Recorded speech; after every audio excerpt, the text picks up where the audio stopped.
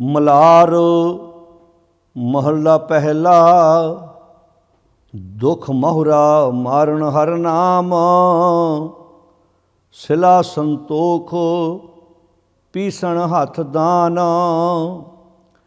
ਨਿਤ ਨਿਤ ਲੇਵੋ ਨਾ ਛੀਜੈ ਦੇ, ਅੰਤ ਕਾਲ ਜਮ ਮਾਰੈ ਠੇ। ਐਸਾ ਦਾਰੂ ਖਾਹੀਂ ਗਵਾਰ, ਜਿਤ ਖਾਧੈ ਤੇਰੇ ਜਾਹੇ ਵਿਕਾਰ। ਐਸਾ ਦਾਰੂ ਖਾਹੀਂ ਗਵਾਰ, ਜਿਤ ਖਾਧੈ ਤੇਰੇ ਜਾਹੇ ਵਿਕਾਰ। ਰਹਾਉ ਰਾਜ ਮਾਲ ਜੋਬਨ ਸਭ ਸ਼ਾਮ, ਰਥ ਫਿਰੰਦੈ ਦੀਸੈ ਥਾਮ। ਦੇ ਨਾ ਨਾਉ ਨਾ ਹੋਵੈ ਜਾਤ, ਉਥੈ ਦੇ ਐਥੈ ਸਭ ਰਾਤ। ਸਾਧ ਕਰ ਸਮਦਾਂ ਤ੍ਰਿਸ਼ਨਾ ਘਿਓ ਤੇਲ, ਕਾਮ ਕ੍ਰੋਧ ਅਗਨੀ ਸਿਉ ਮੇਲ।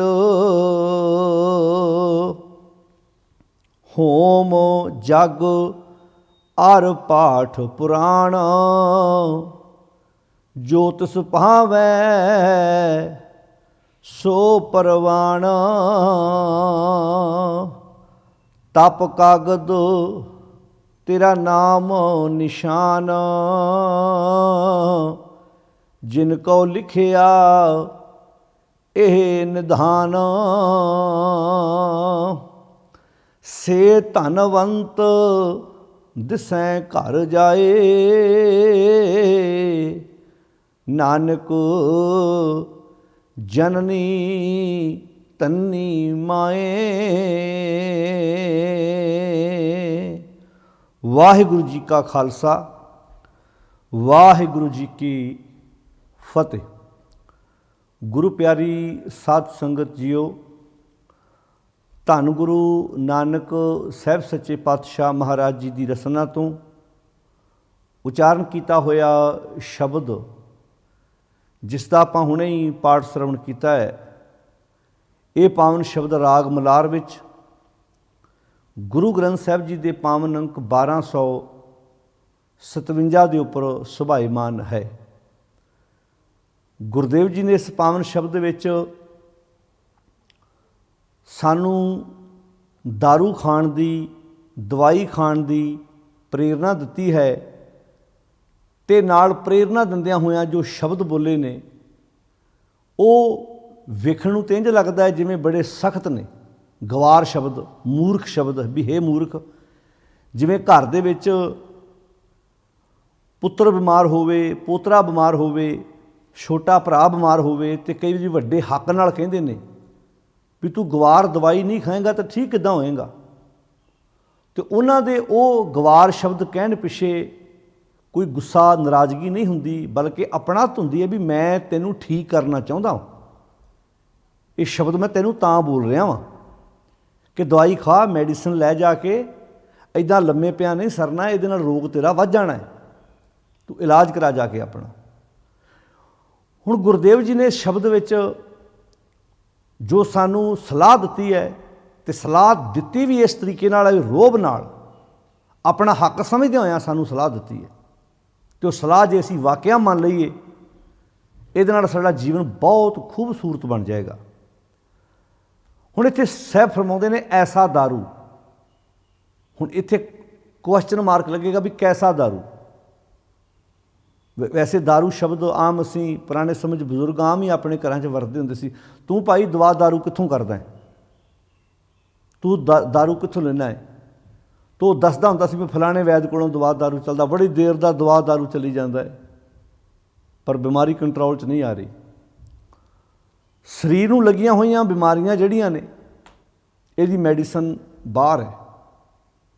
ਕੰਪਨੀ ਕੋਈ ਤਿਆਰ ਕਰਦੀ ਹੈ, ਉਹਨੂੰ ਵੇਚਦਾ ਕੋਈ ਹੈ, ਦੱਸਦਾ ਕੋਈ ਹੋਰ ਹੈ, ਉਹ ਮੈਡੀਸਨ ਖਾਣ ਵਾਲਾ ਕੋਈ ਹੋਰ ਹੈ। ਪਰ ਜਿਹੜੀਆਂ ਮਨ ਨੂੰ ਬਿਮਾਰੀਆਂ ਲੱਗੀਆਂ ਨੇ ਇਹਦੀ ਮੈਡੀਸਨ ਵੀ ਬੰਦੇ ਦੇ ਅੰਦਰ ਹੀ ਪਈ ਹੋਈ ਹੈ। ਤੁਸੀਂ ਵੇਖਿਓ ਹੁਣ ਇੱਥੇ ਜਿਹੜਾ ਦਾਰੂ ਖਾਣ ਦੀ ਗੱਲ ਕਹੀ ਹੈ ਨਾ ਮਹਾਰਾਜ ਨੇ, ਇੱਕ ਵੀ ਦਵਾਈ ਬਾਹਰ ਨਹੀਂ ਹੈ, ਕਿਉਂਕਿ ਕਿਤੇ ਇਹ ਨਾ ਗਿਲਾ ਰਵੇ ਬੰਦੇ ਨੂੰ ਵੀ ਮੈਂ ਉਹ ਦਵਾਈ ਮੇਰੀ ਪਹੁੰਚ ਤੋਂ ਹੀ ਪਰੇ ਹੈ। ਮੈਂ ਕਈ ਦਵਾਈਆਂ ਮਹਿੰਗੀਆਂ ਹੁੰਦੀਆਂ ਨੇ, ਕਈ ਮੈਡੀਸਨ ਇੰਨੀ ਮਹਿੰਗੀ ਹੁੰਦੀ ਹੈ ਵੀ ਬੰਦਾ ਇਲਾਜ ਨਹੀਂ ਕਰਾ ਸਕਦਾ, ਅਤੇ ਆਪਾਂ ਕਹਿੰਦੇ ਇਸ ਕਰਕੇ ਭਾਈ ਮੇਰੀ ਪਹੁੰਚ ਤੋਂ ਪਰੇ ਸੀ, ਇਸ ਕਰਕੇ ਮੈਂ ਇਲਾਜ ਨਹੀਂ ਕਰਾ ਸਕਿਆ। ਇੱਥੇ ਤਾਂ ਕੋਈ ਵੀ ਬਹਾਨਾ ਨਹੀਂ, ਇੱਥੇ ਆਮ ਜਨ ਸਧਾਰਨ ਬੰਦੇ ਦੀ ਪਹੁੰਚ ਵਿੱਚ ਵੀ ਇਹ ਮੈਡੀਸਨ ਹੈਗੀ ਹੈ। ਇੰਜ ਕਹਿ ਲਓ ਵੀ ਝੌਂਪੜੀ 'ਚ ਰਹਿਣ ਵਾਲਾ ਅਤੇ ਦੂਜੇ ਬੰਨੇ ਬਹੁਤ ਵੱਡੇ ਆਲੀਸ਼ਾਨ ਘਰ ਵਿੱਚ ਰਹਿਣ ਵਾਲਾ, ਉਹਦੇ ਕੋਲ ਵੀ ਉਹ ਦਵਾਈ ਹੈ ਅਤੇ ਇਹਦੇ ਕੋਲ ਵੀ ਉਹ ਦਵਾਈ ਹੈ। ਅਤੇ ਜਿੰਨੇ ਸੌਖੇ ਤਰੀਕੇ ਨਾਲ ਉਹ ਦਵਾਈ ਲੈ ਸਕਦਾ, ਉਨੇ ਸੌਖੇ ਤਰੀਕੇ ਨਾਲ ਹੀ ਝੌਂਪੜੀ ਵਾਲਾ ਲੈ ਸਕਦਾ। ਇੱਥੇ ਕੋਈ ਫਰਕ ਨਹੀਂ ਆਪਸ ਵਿੱਚ, ਬਰਾਬਰਤਾ ਹੈ, ਕਿਉਂਕਿ ਮੈਡੀਸਨ ਅੰਦਰ ਪਈ ਹੋਈ ਹੈ। ਅਜੇ ਸਰੀਰ ਨੂੰ ਲੱਗੀ ਹੋਈ ਬਿਮਾਰੀ ਦੀ ਜਿਹੜੀ ਮੈਡੀਸਨ ਹੈ ਉਹਦਾ ਅਸੀਂ ਬਹਾਨਾ ਮਾਰ ਸਕਦੇ ਹਾਂ। ਵੇਖੋ ਜੀ, ਇੰਜੈਕਸ਼ਨ ਹੀ 12-12 15-15 ਹਜ਼ਾਰ ਦਾ ਸੀ। ਅਗਲੇ ਕਹਿੰਦੇ ਸੀ ਜੀ ਇੱਕ ਦਿਨ ਦਾ ਤੁਸੀਂ ਵੈਂਟੀਲੇਟਰ 'ਤੇ ਮਰੀਜ਼ ਨੂੰ ਪਾਉਣਾ ਅਤੇ ਤੁਹਾਨੂੰ 18-20 ਹਜ਼ਾਰ ਰੁਪਈਆ ਪਰ ਡੇ ਚਾਰਜ ਕਰਨਾ ਪਵੇਗਾ, ਦੇਣਾ ਪਵੇਗਾ। ਤਾਂ ਬੰਦਾ ਡਰ ਜਾਂਦਾ ਕਈ ਵਾਰੀ ਵੀ ਇੱਕ ਇੰਜੈਕਸ਼ਨ ਜੇ 8 ਹਜ਼ਾਰ ਦਾ 12 ਹਜ਼ਾਰ ਦਾ, 10 ਦਿਨ ਕਿਤੇ ਮਰੀਜ਼ ਰਹਿ ਗਿਆ, ਸਾਡੇ ਕੋਲ ਇੰਨੇ ਪੈਸੇ ਕਿੱਥੇ ਹੈ। ਪਰ ਜਿਹੜੀ ਆਹ ਮੈਡੀਸਨ ਦੀ ਗੱਲ ਗੁਰਦੇਵ ਜੀ ਕਰ ਰਹੇ ਨੇ, ਐਸਾ ਦਾਰੂ, ਹੁਣ ਇਸੇ ਸ਼ਬਦ ਵਿੱਚ ਹੀ ਦੱਸਿਆ ਉਹ ਕੈਸਾ ਦਾਰੂ ਹੈ। ਉਹ ਦਾਰੂ ਕੀ ਹੈ? ਕਹਿੰਦੇ ਐਸਾ ਦਾਰੂ ਖਾਹੇ ਗਵਾਰ। ਹੁਣ ਗਵਾਰ ਸ਼ਬਦ ਵਰਤੇ ਵੇਖੋ, ਹੁਣ ਇੱਥੇ ਗਵਾਰ ਕਹਿਣ ਦਾ ਅਰਥ ਗੁਰੂ ਸਾਹਿਬ ਦਾ ਕੋਈ ਗੁੱਸਾ ਨਾਰਾਜ਼ਗੀ ਨਹੀਂ ਹੈ। ਉਹ ਦੱਸ ਰਹੇ ਨੇ ਵੀ ਇੱਦਾਂ ਦਾ ਦਾਰੂ ਖਾ ਗਵਾਰ, ਹੇ ਮੂਰਖ ਇਹ ਦਾਰੂ ਖਾ। ਹੁਣ ਜਿਵੇਂ ਤੁਸੀਂ ਵੇਖੋ ਗਲੀ ਦੇ ਵਿੱਚ ਤੁਰੇ ਜਾਂਦਿਆਂ ਕੋਈ ਕਿਸੇ ਨੂੰ ਮੂਰਖ ਕਹਿ ਦੇ, ਬੰਦਾ ਸਿਰ ਵੱਢਣ ਤੱਕ ਤਿਆਰ ਹੋ ਜਾਂਦਾ ਹੈ। ਪਰ ਉਹ ਸ਼ਬਦ ਪਿਤਾ ਬੋਲਦਾ ਹੈ ਅਤੇ ਉਹਦੇ ਵਿੱਚ ਆਪਣਤ ਹੈ। ਜੇ ਬੱਚਾ ਇਸ ਗੱਲ ਨੂੰ ਸਮਝੇ ਵੀ ਜੇ ਪਿਤਾ ਦਾਦੇ ਨੇ ਸ਼ਬਦ ਬੋਲੇ ਨੇ ਨਾ, ਉਹਦੇ ਇਹਨਾਂ ਸ਼ਬਦਾਂ ਪਿੱਛੇ ਵੀ ਪਿਆਰ ਛੁਪਿਆ ਹੋਇਆ। ਇੱਦਾਂ ਹੀ ਗੁਰੂ ਪਾਤਸ਼ਾਹ ਸਾਨੂੰ ਪਿਤਾ ਦੇ, ਦਾਦਾ ਜੀ ਦੇ ਹੱਕ ਦੇ ਨਾਲ ਸਾਨੂੰ ਇਹ ਸਾਰੇ ਸ਼ਬਦ ਬੋਲਦੇ ਨੇ। ਐਸਾ ਦਾਰੂ ਖਾਹੇ ਗਵਾਰ ਜਿਤ ਖਾਧੈ, ਜਿਸ ਦਾਰੂ ਨੂੰ ਖਾਣ ਨਾਲ ਤੇਰੇ ਜਾਹੇ ਵਿਕਾਰ, ਤੇਰੇ ਸਾਰੇ ਵਿਕਾਰ ਚਲੇ ਜਾਣਗੇ ਜੇ ਤੂੰ ਇਹ ਦਾਰੂ ਖਾ ਲਵੇਂਗਾ। ਤਾਂ ਸਾਰੀ ਖੇਡ ਵਿਕਾਰਾਂ ਦੀ ਹੈ। ਇਹੋ ਵਿਕਾਰ ਬੰਦੇ ਨੂੰ ਦੁਖੀ ਕਰਦੇ ਨੇ, ਕਿਉਂਕਿ ਮ੍ਰਿਗ, ਮੀਨ, ਭ੍ਰਿੰਗ, ਪਤੰਗ, ਕੁੰਚਰ, ਏਕ ਦੋਖ ਵਿਨਾਸ਼, ਇਹਨਾਂ ਸਾਰੇ ਪੰਜਾਂ ਨੂੰ ਇੱਕ ਇੱਕ ਹੈ, ਇਹ ਵਿਨਾਸ਼ ਹੈ। ਪਰ ਪੰਚ ਦੋਖ ਅਸਾਧ ਜਾਮੈ ਤਾਂ ਕੀ ਕੇਤਕਾਸ, ਮਾਧੋ ਅਵਿਦਿਆ ਹਿਤ ਕੀਨ, ਵਿਵੇਕ ਦੀਪ ਮਲੀਨ। ਵੀ ਇਸ ਐਬ ਨੇ, ਇਸ ਵਿਕਾਰਾਂ ਨੇ ਬੰਦੇ ਦੀ ਵਿਵੇਕ ਦੀ ਜਿਹੜੀ ਵਿਵੇਕ ਦਾ ਦੀਵਾ ਹੈ ਉਹਨੂੰ ਧੁੰਦਲਾ ਕਰ ਦਿੱਤਾ ਹੈ। ਬੰਦਾ ਪਰਖੀਣਾ ਹੋ ਗਿਆ। ਪਾਰਖੂ ਬਿਰਤੀ ਇਨਸਾਨ ਦੇ ਵਿੱਚੋਂ ਮੁੱਕ ਗਈ ਹੈ ਵੀ ਕਿਹੜਾ ਕੰਮ ਫਾਇਦੇ ਵਾਲਾ ਅਤੇ ਕਿਹੜਾ ਕੰਮ ਨੁਕਸਾਨ ਵਾਲਾ। ਇਹਨੂੰ ਨੁਕਸਾਨ ਵਾਲੇ ਕੰਮ ਫਾਇਦੇ ਵਾਲੇ ਲੱਗ ਰਹੇ ਨੇ ਅਤੇ ਫਾਇਦੇ ਵਾਲੇ ਕੰਮ ਇਹਨੂੰ ਨੁਕਸਾਨ ਵਾਲੇ ਲੱਗ ਰਹੇ ਨੇ। ਹੁਣ ਇੱਥੇ ਸ਼ਬਦ ਵਰਤਿਆ ਐਸਾ ਦਾਰੂ ਖਾਹੇ ਗਵਾਰ ਜਿੱਤ ਖਾਧੇ ਤੇਰੇ ਜਾਹੇ ਵਿਕਾਰ। ਹੁਣ ਵਿਕਾਰ ਮਨ ਨਾਲ ਸੰਬੰਧ ਰੱਖਦੇ ਨੇ ਅਤੇ ਇਹ ਜਿੰਨੀ ਮੈਡੀਸਨ ਹੈ ਸਾਰੀ ਮਨ ਨਾਲ ਸੰਬੰਧ ਰੱਖਦੀ ਹੈ। ਇੱਦਾਂ ਸਮਝੋ ਮਨ ਨਾਲ ਸੰਬੰਧ ਰੱਖਣ ਵਾਲੀਆਂ ਜਿੰਨੀਆਂ ਵੀ ਬਿਮਾਰੀਆਂ ਨਾ, ਇਹਨਾਂ ਦੀ ਮੈਡੀਸਨ ਬੰਦੇ ਦੇ ਅੰਦਰ ਪਈ ਹੈ। ਤਨ ਨਾਲ ਜਿਹੜੀਆਂ ਲੱਗੀਆਂ ਹੋਈਆਂ ਬਿਮਾਰੀਆਂ ਨੇ ਉਹਦੀ ਮੈਡੀਸਨ ਬਾਹਰ ਹੈ। ਕੰਪਨੀ ਕੋਈ ਤਿਆਰ ਕਰਦੀ ਹੈ ਜੀ, ਫਲਾਣੀ ਕੰਪਨੀ 'ਚੋਂ ਤਿਆਰ ਕੀਤੀ ਹੈ, ਇਹ ਫਲਾਣੇ ਦੇਸ਼ ਦੀ ਮੈਡੀਸਨ ਜਿਹੜੀ ਮੈਂ ਲੈ ਰਿਹਾ ਹਾਂ। ਵੈਸੇ ਤਾਂ ਜਦੋਂ ਤੁਸੀਂ ਗੁਰਬਾਣੀ ਨੂੰ ਧਿਆਨ ਨਾਲ ਪੜ੍ਹਦੇ ਹੋ ਤਾਂ ਸਾਰੀ ਤਨ ਦੀ ਬਿਮਾਰੀ ਦੀ ਜੜ੍ਹ ਵੀ ਮਨ ਹੈ। ਜਦੋਂ ਮਨ ਰੋਗੀ ਹੁੰਦਾ ਉਹ ਤਨ ਰੋਗੀ ਬਾਅਦ ਵਿੱਚ ਹੁੰਦਾ ਹੈ। ਜਦੋਂ ਤੁਸੀਂ ਤੰਦਰੁਸਤ ਹੋਣਾ ਸ਼ੁਰੂ ਹੋਣਾ ਉਦੋਂ ਵੀ ਪਹਿਲਾਂ ਮਨ ਵਾਲੇ ਬੰਨਿਓ ਤੰਦਰੁਸਤ ਹੋਣਾ ਸ਼ੁਰੂ ਹੋਗਾ, ਤਾਂ ਜਾ ਕੇ ਤਨ ਤੰਦਰੁਸਤ ਹੋਏਗਾ। ਜੇ ਮਨ ਤੰਦਰੁਸਤ ਨਹੀਂ ਹੈ, ਤਨ ਤੰਦਰੁਸਤ ਨਹੀਂ ਹੋ ਸਕਦਾ। ਹੁਣ ਇੱਥੇ ਮਹਾਰਾਜ ਨੇ ਸਵਾਲ ਪੈਦਾ ਕਰਤਾ, ਕਹਿੰਦੇ ਐਸਾ ਦਾਰੂ ਖਾਹੇ ਗਵਾਰ ਜਿੱਤ ਖਾਧੇ ਤੇਰੇ ਜਾਹੇ ਵਿਕਾਰ। ਹੁਣ ਇਸ ਦਾਰੂ ਵਾਸਤੇ ਵੈਦ ਕਿਹੜਾ ਚਾਹੀਦਾ? ਸਵਾਲ ਇਹ ਪੈਦਾ ਹੋ ਗਿਆ। ਹੁਣ ਇਹ ਜਿਹੜੀ ਮੈਡੀਸਨ ਮਿਲਣੀ ਹੈ ਮੈਨੂੰ, ਇਹਦਾ ਵੈਦ ਕਿਹੜਾ ਹੈ? ਤਾਂ ਹੀ ਬਾਣੀ 'ਚ ਆਖਿਆ ਸੀ ਨਾ, ਮੇਰਾ ਵੈਦ ਗੁਰੂ ਗੋਬਿੰਦਾ। ਇਸ ਮੈਡੀਸਨ ਦਾ ਵੈਦ ਗੁਰੂ ਗੋਬਿੰਦਾ ਹੈ। ਹਰ ਹਰ ਨਾਮ ਔਖਦ ਮੁਖ ਦੇਵੇ ਕਾਟੇ ਜਮ ਕੀ ਫੰਦਾ। ਇਸ ਮੈਡੀਸਨ, ਇਸ ਦਵਾਈ ਦਾ ਜਿਹੜਾ ਵੈਦ ਹੈ ਉਹ ਮੇਰਾ ਗੁਰੂ ਹੈ। ਉਹ ਗੁਰੂ ਸਾਰਿਆਂ ਦਾ ਸਾਂਝਾ ਹੈ। ਅੱਛਾ ਵੇਖੋ ਇੱਕ ਗੱਲ ਹੋਰ ਸੁਣਿਓ, ਜਿਹੜੀ ਤਨ ਦੀ ਬਿਮਾਰੀ ਹੈ ਨਾ, ਇਹਦੇ ਡਾਕਟਰ ਵੱਖਰੇ ਵੱਖਰੇ ਹੁੰਦੇ। ਕਈ ਵਾਰੀ ਫੈਮਿਲੀ ਦੇ ਵਿੱਚ ਵੀ 4-4 ਡਾਕਟਰ ਹੁੰਦੇ ਨੇ। ਭਰਾ ਕਹਿੰਦਾ ਮੈਂ ਤਾਂ ਫਲਾਣੇ ਡਾਕਟਰ ਕੋਲੋਂ ਮੈਡੀਸਨ ਲੈਂਦਾ, ਦੂਜਾ ਭਰਾ ਕਹਿੰਦਾ ਮੈਂ ਤਾਂ ਫਲਾਣੇ ਤੋਂ ਲੈਂਦਾ, ਦਾਦਾ ਕਿਸੇ ਹੋਰ, ਕੋਈ ਟਾਵਾਂ ਪਰਿਵਾਰ ਹੁੰਦਾ ਜਿਹਦਾ ਇੱਕੋ ਫੈਮਿਲੀ ਡਾਕਟਰ ਹੁੰਦਾ। ਚਲੋ ਇੱਕ ਪਰਿਵਾਰ ਦਾ ਇੱਕ ਫੈਮਿਲੀ ਡਾਕਟਰ ਹੋ ਸਕਦਾ, ਇੱਕ ਪਰਿਵਾਰ ਦਾ ਇੱਕ ਡਾਕਟਰ ਹੋ ਸਕਦਾ, ਪਰ ਉਸ ਮੁਹੱਲੇ ਵਿੱਚ, ਉਸ ਏਰੀਏ 'ਚ ਕਿੰਨੇ ਘਰ ਰਹਿੰਦੇ ਨੇ? ਕੀ ਸਾਰਿਆਂ ਦਾ ਡਾਕਟਰ ਇੱਕ ਹੈ? ਕਿ ਸਾਰੇ ਰਿਸ਼ਤੇਦਾਰਾਂ ਦਾ ਵੀ ਡਾਕਟਰ ਇੱਕ ਹੈ? ਸਰੀਰ ਦੀਆਂ ਬਿਮਾਰੀਆਂ ਦੇ ਸਾਰਿਆਂ ਦੇ ਡਾਕਟਰ ਅਲੱਗ-ਅਲੱਗ ਨੇ, ਪਰ ਆ ਜਿਹੜੀਆਂ ਬਿਮਾਰੀਆਂ ਦੀ ਗੱਲ ਸਤਿਗੁਰ ਨੇ ਇੱਥੇ ਇਸ ਸ਼ਬਦ 'ਚ ਕੀਤੀ ਹੈ, ਕਹਿੰਦੇ ਇਹਨਾਂ ਦਾ ਵੈਦ ਇੱਕੋ ਹੀ ਹੈ। ਉਹ ਭਾਵੇਂ ਕੋਈ ਕਾਲਾ ਹੈ, ਭਾਵੇਂ ਕੋਈ ਗੋਰਾ ਹੈ, ਭਾਵੇਂ ਕੋਈ ਜੈਨੀ ਹੈ, ਭਾਵੇਂ ਕੋਈ ਬੋਧੀ ਹੈ, ਭਾਵੇਂ ਕੋਈ ਪਾਰਸੀ ਹੈ, ਕੋਈ ਵੀ ਹੈ ਕੋ। ਜੇ ਅਸੀਂ ਇਸ ਵੈਦ ਨਾਲ ਸਾਂਝ ਪਾ ਲਈਏ, ਮੇਰਾ ਵੈਦ ਗੁਰੂ ਗੋਬਿੰਦਾ ਹਰ ਹਰ ਨਾਮ ਔਖੁਦ ਮੁਖ ਦੇਵੇ, ਘਟ ਜਮ ਕੀ ਫੰਦਾ। ਹੁਣ ਉੱਥੇ ਜਮ ਕੀ ਫੰਦਾ ਆਖਿਆ, ਇੱਥੇ ਆਖਿਆ ਜਾਹੇ ਵਕਾਰ, ਇਹਦਾ ਮਤਲਬ ਵਕਾਰ ਹੀ ਜੰਮਦੇ ਫੰਦਾ ਨੇ, ਵਕਾਰ ਹੀ ਜੰਮ ਨੇ। ਹੁਣ ਕਿੰਨੇ ਸੋਹਣੇ ਤਰੀਕੇ ਨਾਲ ਸਮਝਾਇਆ। ਹੁਣ ਧੰਨ ਗੁਰੂ ਨਾਨਕ ਸਾਹਿਬ ਦਾ ਬੜਾ ਪਿਆਰਾ ਵਾਕ ਹੈ, ਉਹ ਕਹਿੰਦੇ ਵੈਦ ਬੁਲਾਇਆ ਵੈਦਗੀ। ਵੈਦ ਨੂੰ ਬੁਲਾਇਆ ਗਿਆ, ਹਕੀਮ ਮਰੀਜ਼ ਨੂੰ ਦਵਾਈ ਦੇਣ ਲਈ ਸੱਦਿਆ ਗਿਆ। ਪਕੜ ਢੰਡੋਲੇ ਬਾਂਹ। ਹੁਣ ਤੁਸੀਂ ਵੇਖਿਆ ਅੱਜ ਕੱਲ੍ਹ ਤਾਂ ਸਿਸਟਮ ਹੋ ਰਿਹਾ, ਅੱਜ ਕੱਲ੍ਹ ਤਾਂ ਅਗਲੇ ਚੈੱਕ ਕਰਦੇ ਆ ਵੀ ਫੀਵਰ ਕਿੱਦਾਂ ਚੈੱਕ ਕਰਨਾ ਹੈ, ਇਹਦੀ ਸ਼ੂਗਰ ਕਿੱਦਾਂ ਚੈੱਕ ਕਰਨੀ ਹੈ, ਉਹ ਟੈਸਟ ਲੈਂਦੇ ਨੇ, ਵੀ ਫਿਰ ਜਾ ਕੇ ਰਿਪੋਰਟ ਆਉਂਦੀ ਹੈ, ਫਿਰ ਪਤਾ ਲੱਗਦਾ ਇਹਨੂੰ ਆਹ ਬਿਮਾਰੀ ਹੈ। ਪੁਰਾਣੇ ਸਮੇਂ ਦੇ ਵੈਦ ਇੱਦਾਂ ਪਕੜ ਢੰਡੋਲੇ ਦਾ ਨਬਜ਼ ਫੜਦੇ ਹੁੰਦੇ ਸੀ, ਅਤੇ ਉਹ ਇੰਨੇ ਸਿਆਣੇ ਇੱਦਾਂ ਨਬਜ਼ ਫੜ ਕੇ ਦੱਸ ਦਿੰਦੇ ਵੀ ਰਾਤ ਨੂੰ ਖਾਣਾ ਤੂੰ ਕਾਹਦੇ ਨਾਲ ਖਾਧਾ, ਇਹਦਾ ਨਬਜ਼ ਤੋਂ ਦੱਸ ਦਿੰਦੇ ਸੀ। ਇਹਦਾ ਹੱਥ ਪਕੜ ਢੰਡੋਲੇ ਬਾਂਹ, ਵੈਦ ਬੁਲਾਇਆ ਵੈਦਗੀ, ਪਕੜ ਢੰਡੋਲੇ ਬਾਂਹ। ਪਰ ਮਹਾਰਾਜ ਕਹਿੰਦੇ ਭੋਲਾ ਵੈਦ ਨਾ ਜਾਣੇ। ਵੈਦ ਭੋਲਾ ਵਿਚਾਰਾ ਇਹ ਨਹੀਂ ਜਾਣਦਾ ਵੀ ਕਰਕ ਕਲੇਜੇ ਮਾਂ ਹੈ। ਹੁਣ ਜਿਹੜਾ ਵੈਦ ਹੈ ਉਹ ਤਾਂ ਇਹ ਦੱਸ ਸਕਦਾ ਨਾ ਪੇਟ 'ਚ ਦਰਦ ਕਿਉਂ ਹੈ, ਤੂੰ ਆਹ ਖਾਧਾ ਹੈ, ਤੈਨੂੰ ਹਜਮ ਨਹੀਂ ਹੋਇਆ। ਪਰ ਜਿਹੜਾ ਕਰਕ ਕਲੇਜੇ ਮਾਂ, ਜਿਹੜਾ ਹਿਰਦੇ ਵਿੱਚ ਸੱਚ ਨਾਲੋਂ ਵਿਛੜੇ ਹੋਣ ਦੀ ਤੜਫ ਪੀੜਾ ਅੰਦਰ, ਸਬਰ ਤੋਂ ਬਿਨਾਂ, ਦਇਆ ਤੋਂ ਬਿਨਾਂ, ਧਰਮ ਤੋਂ ਬਿਨਾਂ ਜਿਹੜਾ ਜੀਵਨ ਜੂਇਆ ਜਾ ਰਿਹਾ, ਜਿਹੜੀ ਅੰਦਰ ਵਿਛੋੜੇ ਦੀ ਤੜਫ ਹੈ, ਪੀੜਾ ਹੈ, ਉਹ ਥੋੜ੍ਹਾ ਵੈਦ ਨਬਜ਼ ਨਾਲ ਦੱਸ ਸਕਦਾ। ਵੈਦ ਬੁਲਾਇਆ ਵੈਦਗੀ, ਪਕੜ ਢੰਡੋਲੇ ਬਾਂਹ, ਭੋਲਾ ਵੈਦ ਨਾ ਜਾਣੇ, ਕਰਕ ਕਲੇਜੇ ਮਾਂ ਹੈ। ਕਰਕ ਪੀੜ ਤੇ ਕਲੇਜੇ 'ਚ ਹੈ, ਦੁੱਖ ਦਾ ਤੇ ਦਿਲ ਹੈ, ਪ੍ਰੋਬਲਮ ਤੇ ਅੰਦਰ ਮਨ ਦੀ ਹੈ। ਇਹ ਬਾਹਰੋਂ ਇੰਜੈਕਸ਼ਨ ਲਾਈ ਜਾਂਦਾ, ਇਹ ਹੁੰਦਾ ਕਈ ਵਾਰੀ। ਤੁਸੀਂ ਵੇਖਿਓ ਕਈ ਵਾਰੀ ਨਾ ਕਈ ਮਰੀਜ਼ ਮਾਰੀ ਇਸੇ ਪੱਖੋਂ ਜਾਂਦੇ ਨੇ, ਇਲਾਜ ਹੋਰ ਹੋਈ ਜਾਂਦਾ ਅਤੇ ਉਹਦਾ ਰੋਗ ਹੋਰ ਹੁੰਦਾ। ਤੁਸੀਂ ਵੇਖੋ ਕਈ ਪਸ਼ੂਆਂ ਨਾਲ ਇੰਝ ਵਾਪਰ ਜਾਂਦਾ, ਕਈ ਬੰਦਿਆਂ ਨਾਲ ਇੰਝ ਵਾਪਰਦਾ। ਸੱਚ ਹੈ, ਉੱਥੇ ਡਾਕਟਰ ਸਾਈਡ 'ਤੇ ਉਹ ਗੱਲਾਂ ਕਰਦੇ ਆ। ਹੁਣ ਆਪਾਂ ਪਰਿਵਾਰ ਵੀ ਮਹਿਸੂਸ ਕਰ ਜਾਂਦਾ ਵੀ ਇਹ ਮਰੀਜ਼ ਕੋਲ ਆਉਂਦੇ ਜ਼ਰੂਰ ਵਾ, ਡਾਕਟਰਾਂ ਦੀਆਂ ਟੀਮਾਂ ਆਉਂਦੀਆਂ ਨੇ, ਪਰ ਪਰਾਂ ਜਾ ਕੇ ਘੁਸਰ ਪੁਸਰ ਕਰਦੇ ਆ। ਇਹਨਾਂ ਨੂੰ ਸਮਝ ਨਹੀਂ ਆ ਰਹੀ। ਕਦੀ ਕਹਿਣਗੇ ਦਿੱਲੀਓਂ ਡਾਕਟਰ ਆ ਰਿਹਾ, ਡਰਾਉਂਦੇ ਵੀ ਆ ਪਰਿਵਾਰ ਨੂੰ, ਫਲਾਈਟ 'ਤੇ ਆਏਗਾ, ਉਹਦੀ ਫਲਾਈਟ ਦਾ ਖਰਚਾ। ਹੁਣ ਜਿਹੜਾ ਬਈ ਫਸਿਆ ਵਿਚਾਰਾ, ਇੱਕੋ ਹੀ ਤਾਂ ਥਾਂ ਹੈ ਉਹ ਜਿੱਥੇ ਇਹ ਕਹਿੰਦਾ ਨਹੀਂ ਕੋਈ ਪੈਸੇ ਘੱਟ ਕਰ ਲਓ। ਹੋਰ ਤਾਂ ਬਾਕੀ ਸਾਰਿਆਂ ਥਾਵਾਂ 'ਤੇ ਬੰਦਾ ਕਹੇਗਾ ਜੀ ਆਹਦੇ ਘੱਟ ਕਰ ਲਓ, ਇੰਨਾ ਮਹਿੰਗਾ ਲਾਇਆ ਤੁਸੀਂ, ਉੱਥੇ ਉਲਟ ਕਹਿੰਦੇ ਜਾ ਕੇ। ਮਰੀਜ਼ ਬਚਣਾ ਚਾਹੀਦਾ, ਉੱਥੇ ਫਿਰ ਡਰਾਉਂਦੇ ਵੀ ਆ ਕਈ ਵਾਰੀ। ਕੁਝ ਚਾਵੇਂ ਹੁੰਦੇ ਨੇ ਜਿਹੜੇ ਐਂ ਆਪਣੇ ਆਪ ਨੂੰ ਮਹਿਸੂਸ ਕਰਦੇ ਵੀ ਨਹੀਂ ਇਹ ਵੀ ਸਾਡੇ ਵਰਗੇ ਨੇ ਭਾਈ, ਕਿੱਥੋਂ ਦੇਣਗੇ ਵਿਚਾਰੇ, ਘਰ ਬਾਹਰ ਗਿਰਵੀ ਰੱਖ ਕੇ ਦੇਣਗੇ। ਹੋਰ ਕੱਲ ਕਾਤੀ ਰਾਜੇ ਕਸਾਈ, ਐਵੇਂ ਥੋੜ੍ਹਾ ਮਹਾਰਾਜ ਨੇ ਕਹਿਤਾ ਸੀ ਕਿਤੇ ਵੀ ਅਸੀਂ ਤਾਂ ਬੱਕਰੇ ਵੱਢਣ ਵਾਲੇ ਨੂੰ ਕਸਾਈ ਕਹਿ ਛੱਡਿਆ ਕੱਲਾ। ਤੋ ਗੁਰਦੇਵ ਪਿਤਾ ਮਹਾਰਾਜ ਜੀ ਨੇ ਬਹੁਤ ਸੋਹਣੇ ਤਰੀਕੇ ਨਾਲ ਗੱਲਾਂ ਸਮਝਾਈਆਂ, ਬਹੁਤ ਸੋਹਣੇ ਤਰੀਕੇ ਨਾਲ ਦਲੀਲਾਂ ਦੇ ਕੇ ਸਾਨੂੰ ਸਮਝਾਇਆ। ਹੁਣ ਇੱਥੇ ਸ਼ਬਦ ਵਰਤਿਆ ਭੋਲਾ ਵੈਦ ਨਾ ਜਾਣੇ, ਕਰਕ ਕਲੇਜੇ ਮਾਹੇ। ਭੋਲਾ ਵੈਦ ਜਿਹੜਾ ਵਾ ਉਹ ਇਸ ਗੱਲ ਨੂੰ ਜਾਣਦਾ ਨਹੀਂ ਵੀ ਪੀੜਾ ਜਿਹੜੀ ਹੈ ਉਹ ਅੰਦਰ ਹੈ, ਜਿਹੜੀ ਦਰਦ ਹੈ, ਜਿਹੜੀ ਤੜਫ ਹੈ ਉਹ ਅੰਦਰ ਹੈ ਇਨਸਾਨ ਦੇ। ਹੁਣ ਭੋਲੇ ਵੈਦ ਨੂੰ ਇਹ ਨਹੀਂ ਪਤਾ ਵੀ ਪੀੜਾ ਅੰਦਰ ਹੈ ਅਤੇ ਇਲਾਜ ਤੂੰ ਬਾਹਰੋਂ ਕਰੀ ਜਾਂਦਾ ਹੈ। ਹੁਣ ਇੱਥੇ ਜਿਹੜੀ ਭਾਈ ਗੁਰਦਾਸ ਜੀ ਨੇ ਗੱਲ ਕਹੀ, ਕਹਿੰਦੇ ਰੋਗੀ ਮਾਨਸ ਹੋਏ ਕੈ ਫਿਰਦਾ ਬਾਹਲੇ ਵੈਦ ਪੁਛੰਦਾ। ਰੋਗੀ ਮਾਨਸ ਹੋਏ ਕੈ, ਜਦੋਂ ਇਨਸਾਨ ਜ਼ਿਆਦਾ ਰੋਗੀ ਹੋ ਜਾਏ ਨਾ, ਫਿਰ ਉਹ ਵੈਦ ਵੀ ਜ਼ਿਆਦਾ ਬਦਲਦਾ।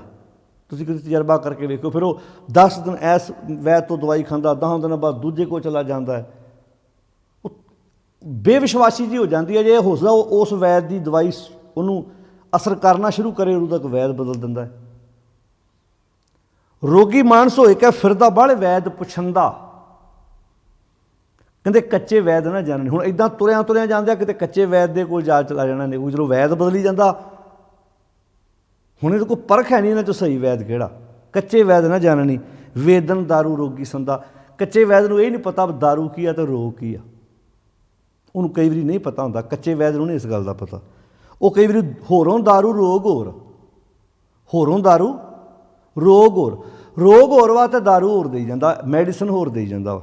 ਹੋਏ ਪਚੈੜ ਦੁੱਖ ਸੰਦਾ। ਕੰਮ ਇਹ ਹੋਈ ਜਾਂਦਾ ਵੀ ਦੁੱਖ ਘਟਣ ਦੀ ਬਜਾਏ ਦੁੱਖ ਵਧੀ ਜਾਂਦਾ। ਅਤੇ ਆਪਾਂ ਵੀ ਕਹੀ ਜਾਂਦੇ ਵੀ ਹੱਦ ਹੋ ਗਈ, ਇੰਨਾ ਅਸੀਂ ਇਲਾਜ ਕਰਾ ਲਿਆ, ਫਰਕ ਕਿਉਂ ਨਹੀਂ ਪੈ ਰਿਹਾ। ਵਾਸਤਵ 'ਚ ਕੀ ਸੀ, ਵੈਦ ਨੂੰ ਤੁਹਾਡੇ ਰੋਗ ਦੀ ਸਮਝ ਨਹੀਂ ਲੱਗੀ, ਉਹ ਇਲਾਜ ਕਿਸੇ ਹੋਰ ਚੀਜ਼, ਹੁਣ ਉਹ ਆਪਣੀ ਸਮਝ ਮੁਤਾਬਕ ਇਲਾਜ ਕਰੀ ਜਾ ਰਿਹਾ। ਰੋਗ ਜਿੱਥੇ ਪਿਆ ਸੀ ਉੱਥੋਂ ਘਟਣ ਦੀ ਬਜਾਏ ਵੱਧ ਹੀ ਜਾ ਰਿਹਾ।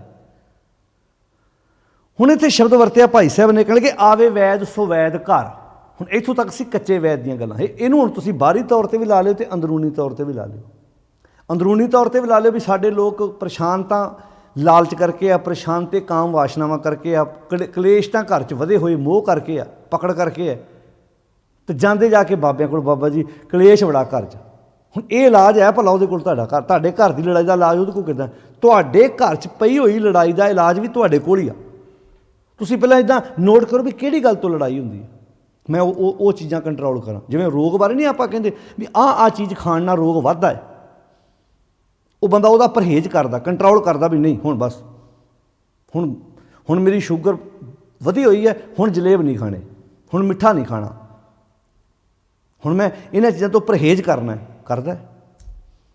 ਚਾਹ ਬਣਦੀ 'ਚ ਅਗਲੇ ਦੇ ਘਰ ਪਹਿਲਾਂ ਕਹਿੰਦਾ ਫਿੱਕੀ ਬਣਾਓ ਮੇਰੇ ਲਈ, ਅਗਲੇ ਮਿੱਠੀ ਬਣਾ ਕੇ ਵੀ ਲੈ ਆਉਣ, ਕਹਿੰਦਾ ਨਹੀਂ ਕੀਤਾ ਨਾ, ਪਤਾ ਹੈ ਨਾ। ਉਹ ਅਗਲੇ ਕਹਿੰਦੇ ਪੀ ਲਓ, ਜਾਂ ਇੱਦਾਂ ਵੀ ਕਈ ਕਹਿਣਗੇ ਖਾ ਲਓ ਕੁਝ ਨਹੀਂ ਹੁੰਦਾ, ਕਈ ਇੱਦਾਂ ਜਿੱਦ ਕਰਨਗੇ ਉਹ ਖਾ ਲਓ ਕੁਝ ਨਹੀਂ ਹੁੰਦਾ, ਇੱਕ ਦਿਨ ਦੇ ਖਾਣ ਨਾਲ ਕੁਝ ਨਹੀਂ ਹੁੰਦਾ। ਉਹ ਅੱਗੇ ਹੱਸ ਕਹਿੰਦਾ ਹੋਣਾ ਕੀ ਆ, ਤੁਸੀਂ ਤਾਂ ਲੋਈ ਲੈ ਕੇ ਆਉਣਾ ਮੁੜ ਕੇ, ਤੁਹਾਨੂੰ ਥੋੜ੍ਹਾ ਕੁਝ ਹੋਣਾ। ਤੁਸੀਂ ਕਹਿਣਾ ਘਰ 'ਚ ਨਹੀਂ ਹੈਗੀ ਤਾਂ ਉੱਥੋਂ ਦੁਕਾਨ ਤੋਂ ਲੈ ਆਓ, ਤੁਸੀਂ ਤਾਂ ਲੋਈ ਲਿਆ ਕੇ ਉੱਤੇ ਪਾ ਦੇ, ਹੋਣਾ ਕੀ ਆ, ਤੁਹਾਨੂੰ ਥੋੜ੍ਹਾ ਕੁਝ ਹੋਣਾ, ਮੈਨੂੰ ਪਤਾ ਮੈਂ ਕਿੱਦਾਂ ਜੰਗ ਲੜਨ ਡਿਆ। ਬਸ ਇਹਨੂੰ ਕਹਿੰਦੇ ਆਪਣੇ ਮਨ ਨਾਲ ਜੰਗ ਕਰਨੀ, ਆਪਣੇ ਮਨ ਨਾਲ ਜੰਗ ਕਰਨੀ। ਹੁਣ ਵੈਦ ਹੋਰ ਦੱਸੀ ਜਾਂਦਾ ਹੈ, ਰੋਗ ਹੋਰ ਹੈ। ਜਿਹੜਾ ਰੋਗ ਹੈ ਆਪਣੀ ਜਗ੍ਹਾ ਵੱਧ ਜਾਂਦਾ। ਹੁਣ ਰੋਗ ਕਦਾ, ਰੋਗ ਅਤੇ ਵਿਕਾਰਾਂ ਦਾ ਅੰਦਰ, ਇਲਾਜ ਅਸੀਂ ਹੋਰ ਕਰੇ। ਇਲਾਜ ਹੈ ਉੱਥੇ ਮੱਸਿਆ ਨਾ ਆਓ, ਉੱਥੇ ਪੁੰਨਿਆ ਨਾ ਆਓ, ਇੱਥੇ ਟੋਭੇ 'ਚ ਇਸ਼ਨਾਨ ਕਰਿਓ, ਉੱਥੇ ਖਲੋ ਕੇ ਪਾਠ ਕਰ ਲਓ, ਚਲੀਏ ਕੱਟੀ ਜਾਓ। ਇੱਥੋਂ ਦੇ ਰੋਗ ਵਧੀ ਜਾਂਦੇ, ਇਹ ਰੋਗ ਹੋਰ ਵੱਧਦੇ ਜਾ ਰਹੇ ਨੇ। ਇਹਨੂੰ ਹੁਣ ਤੁਸੀਂ ਦੁਨਿਆਵੀ ਤੌਰ 'ਤੇ ਵੀ ਲਾ ਲਓ। ਹੁਣ ਮੰਨ ਲਓ ਕਿਸੇ ਬੰਦੇ ਦੇ ਅੰਦਰ ਪਿੱਤੇ 'ਚ ਪੱਥਰੀ ਹੋਵੇ, ਗੁਰਦੇ 'ਚ ਪੱਥਰੀ ਹੋਵੇ, ਡਾਕਟਰ ਦਰਦ ਦੀ ਉੱਦਾਂ ਵਕਤੀ ਤੌਰ 'ਤੇ ਮੈਡੀਸਨ ਦੇਈ ਜਾਵੇ, ਪੇਨ ਕਿਲਰ ਦੇਈ ਜਾਵੇ, ਉਹ ਤਾਂ ਸਿੱਧਾ ਲੀਵਰ 'ਤੇ ਅਸਰ ਕਰੇਗੀ, ਸਗੋਂ ਉਹ ਤਾਂ ਹੋਰ ਡੈਮੇਜ ਕਰੇਗੀ। ਸਿਆਣਾ ਡਾਕਟਰ ਕਹਿੰਦਾ ਨਾ ਪਹਿਲਾਂ ਰਿਪੋਰਟ ਕਰਾਈਏ, ਆਪਾਂ ਪਤਾ ਤਾਂ ਲੱਗੇ ਵੀ ਬਿਮਾਰੀ ਹੈ ਕਾਹਦੀ ਹੈ, ਇਹ ਦਰਦ ਹੈ ਕਾਹਦੀ ਹੈ। ਹੁਣ ਜਦੋਂ ਸਿਆਣੇ ਵੈਦ ਨਾਲ ਵਾਹ ਪਿਆ, ਅਤੇ ਸਿਆਣੇ ਵੈਦ ਨੇ ਕੀ ਕੀਤਾ, ਆਵੇ ਵੈਦ ਸੁਵੈਦ ਘਰ। ਦੱਸੇ ਦਾਰੂ ਰੋਗ ਲਹਾਉਂਦਾ, ਉਹਨੇ ਦਾਰੂ ਦੱਸਿਆ, ਕਹਿੰਦਾ ਇਹਦੇ ਨਾਲ ਰੋਗ ਲੈ ਜਾਊਗਾ, ਪਰ ਆਹ ਕੁਝ ਸ਼ਰਤਾਂ ਨੇ। ਮੇਰਾ ਵੈਦ ਗੁਰੂ ਗੋਬਿੰਦ ਦਾ, ਉਹਨੇ ਸ਼ਰਤਾਂ ਦੱਸੀਆਂ। ਉਹਨੇ ਪਹਿਲੀ ਸ਼ਰਤ ਦੱਸੀ, ਕਹਿੰਦੇ ਤੂੰ ਆਹ ਚੀਜ਼ਾਂ ਖਾਣੀਆਂ ਨੇ ਅਤੇ ਆਹ ਚੀਜ਼ਾਂ ਨਹੀਂ ਖਾਣੀਆਂ। ਸਤ ਸੰਤੋਖ ਦਇਆ ਧਰਮ ਧੀਜ ਮੁਤਾਬਕ ਜ਼ਿੰਦਗੀ ਜੂਈ, ਇਹ ਤੇਰੀ ਮੈਡੀਸਨ ਹੀ। ਅਤੇ ਕਾਮ ਕ੍ਰੋਧ ਲੋਭ ਮੋਹ ਹੰਕਾਰ ਤੋਂ ਗੈਬ ਬਣਾ ਕੇ ਰੱਖੀ, ਇਹ ਤੇਰਾ ਪਰਹੇਜ਼ ਹੀ। ਇਹ ਉਹਨੇ ਇਲਾਜ ਦੇ ਦਿੱਤਾ। ਹੁਣ ਮੇਰਾ ਤਾਂ ਫਰਜ਼ ਬਣਦਾ ਸੀ ਨਾ ਵੈਦ ਦੀ, ਕਿਉਂਕਿ ਮੇਰਾ ਵੈਦ ਗੁਰੂ ਗੋਬਿੰਦ ਦਾ ਹੈ। ਐਸਾ ਦਾਰੂ ਖਾਹੇ ਗਵਾਰ ਹੈ। ਹੁਣ ਵੈਦ ਗੁਰੂ ਗੋਬਿੰਦਾ ਦੀ ਗੱਲ ਮੰਨਣੀ ਸੀ ਨਾ। ਉਹਨੇ ਕਹਿੰਦਾ ਆਹ ਪਰਹੇਜ਼ ਹੀ, ਆਹ ਇਹਦਾ ਇਲਾਜ, ਆਹ ਖਾਣਾ ਕੀ ਹੈ, ਸਤ ਸੰਤੋਖ ਦਇਆ ਧਰਮ ਧੀਰਜ। ਇਹ ਪੰਜ ਤੇਰੀ ਖੁਰਾਕ ਹੈ। ਮਨ ਨੂੰ ਇਹ ਖੁਰਾਕ ਦੇਈ, ਤਗੜਾ ਹੋ ਜਾਣਾ ਮਨ ਤੇਰਾ। ਫਿਰ ਮਨ ਨਾ ਡਿੱਗੇ ਤਨ ਕਾਹੇ ਕੋ ਡਰਾਏ। ਅਤੇ ਜੇ ਤੂੰ ਇਹਨਾਂ ਜਿਹੜੀਆਂ ਚੀਜ਼ਾਂ ਖਾਣ ਵਾਸਤੇ ਗੁਰੂ ਨੇ ਕਹੀਆਂ ਉਹ ਛੱਡਤੀਆਂ, ਜਿਹੜੀਆਂ ਖਾਣ ਲਈ ਰੋਕਿਆ ਸੀ ਉਹ ਖਾ ਲਈਆਂ, ਉਹ ਫਿਰ ਕੀ ਹੋਏਗਾ, ਇੱਕ ਆਪੀ ਨੇ ਪਤਲੀ ਸਹਿ ਕੇ ਰੇ ਬੋਲਾ। ਆਪਾਂ ਬਾਬੇ ਫਰੀਦ ਦਾ ਸ਼ਬਦ ਪੜ੍ਹਿਆ ਵੀ ਉਹ ਪਤਲੀ ਕਮਜ਼ੋਰ ਹੋ ਗਈ, ਫਿਰ ਉਹ ਬੰਦਾ ਰੋਗ ਵੱਧਦਾ ਗਿਆ ਅਤੇ ਨਿਰਬਲ ਹੋ ਗਈ। ਫਿਰ ਦੁੱਧਾ ਥਣੀ ਨਾ ਹੋਈ, ਫਿਰ ਥੋੜ੍ਹਾ ਤੂੰ ਸਾਹਿਬ ਦੇ ਮਿਲਾਪ ਵਾਲਾ ਤੇਰੇ 'ਤੇ ਉਹ ਜੋਬਨ ਥੋੜ੍ਹਾ ਹੋਣਾ ਤੇਰੇ 'ਤੇ। ਫਿਰ ਤੂੰ ਅਭਾਗਣ ਹੋ ਕੇ ਜ਼ਿੰਦਗੀ ਜੂਏਂਗੀ। ਆਵੇ ਵੈਦ ਸੋ ਵੈਦ ਘਰ, ਦੱਸੇ ਦਾਰੂ ਰੋਗ ਲਹਾਂਦਾ। ਫਿਰ ਅੱਗੇ ਕਹਿੰਦੇ ਨੇ ਸੰਜਮ ਰਹੇ ਨਾ ਖਾਏ ਪਥ। ਉਹਨੇ ਕਿਹਾ ਸੀ ਆਹ ਨਾ ਖਾਣ। ਮੰਨ ਲਓ ਕਿਸੇ ਬੰਦੇ ਨੂੰ ਖਾਂਸੀ ਹੋਵੇ, ਖੂੰ ਖੂੰ ਕਰੀ ਜਾਂਦਾ ਹੋਵੇ, ਡਾਕਟਰ ਨੇ ਕਿਹਾ ਹੋਵੇ ਖੱਟਾ ਨਾ ਖਾਈ, ਅਚਾਰ ਦੇ ਨਾਲ ਅਚਾਰ ਲਾ ਕੇ ਨਾ ਜਾਈ, ਠੰਡਾ ਪਾਣੀ ਨਾ ਪੀਵੀਂ, ਚਾਵਲ ਨਾ ਖਾਈ। ਉਹਨੇ ਪਰਹੇਜ਼ ਕਰ ਲਈ, ਦੱਸਦਾ ਆਹ ਚੀਜ਼ਾਂ ਨਾ ਖਾਈ। ਹੁਣ ਬੰਦਾ ਚਾਵਲ ਵੀ ਖਾਈ ਜਾਵੇ, ਠੰਡਾ ਪਾਣੀ ਵੀ ਪੀ ਜਾਵੇ, ਅਚਾਰ ਵੀ ਖਾਈ ਜਾਵੇ, ਸੰਜਮ ਰਹੇ ਨਾ, ਸੰਜਮ 'ਚ ਨਹੀਂ ਰਿਹਾ। ਸੰਜਮ ਰਹੇ ਨਾ, ਖਾਏ ਪਥ, ਖਾਏ ਪਥ ਦਾ ਅਰਥ ਜੋ ਆਇਆ, ਜੋ ਡਾਕਟਰ ਨੇ ਰੋਕਿਆ ਸੀ ਸਭ ਖਾਈ ਗਿਆ। ਖੱਟਾ ਖੱਟਾ ਮਿੱਠਾ ਸਾਉ ਚੁਕੰਦਾ, ਜੋ ਖੱਟਾ ਮਿੱਠਾ ਡਾਕਟਰ ਨੇ ਰੋਕਿਆ ਸਭ ਖਾਈ ਗਿਆ। ਕਹਿੰਦੇ ਦੋਸ਼ ਨਾ ਦਾਰੂ ਵੈਦ ਨੂੰ। ਹੁਣ ਇਹ 'ਚ ਦੋਸ਼ ਦਾਰੂ ਨੂੰ ਤੇ ਵੈਦ ਨੂੰ ਹੈਗਾ ਭਲਾ?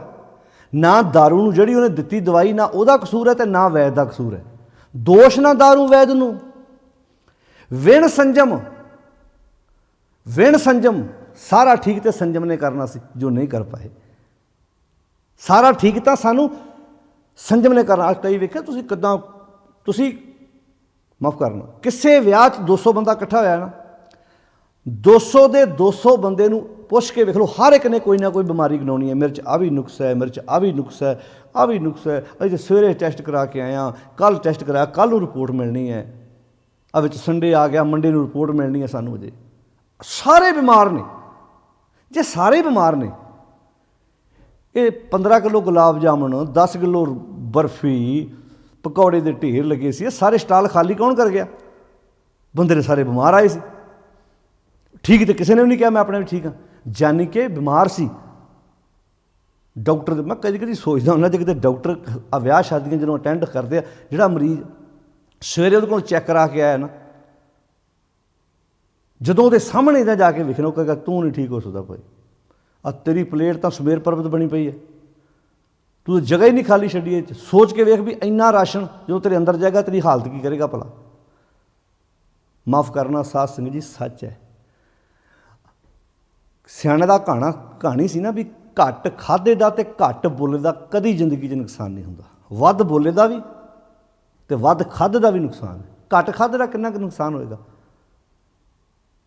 ਤੁਸੀਂ ਕਦੀ ਵੇਖੋ। ਘੱਟ ਖਾਣ ਨਾਲ, ਡਾਕਟਰਾਂ ਨੂੰ ਪੁੱਛ ਕੇ ਵੇਖੋ, ਘੱਟ ਖਾਣ ਨਾਲ ਬਹੁਤ ਘੱਟ ਲੋਕ ਬਿਮਾਰ ਹੁੰਦੇ ਨੇ, ਵੱਧ ਖਾਣ ਨਾਲ ਜ਼ਿਆਦਾ ਬਿਮਾਰ ਹੁੰਦੇ ਨੇ।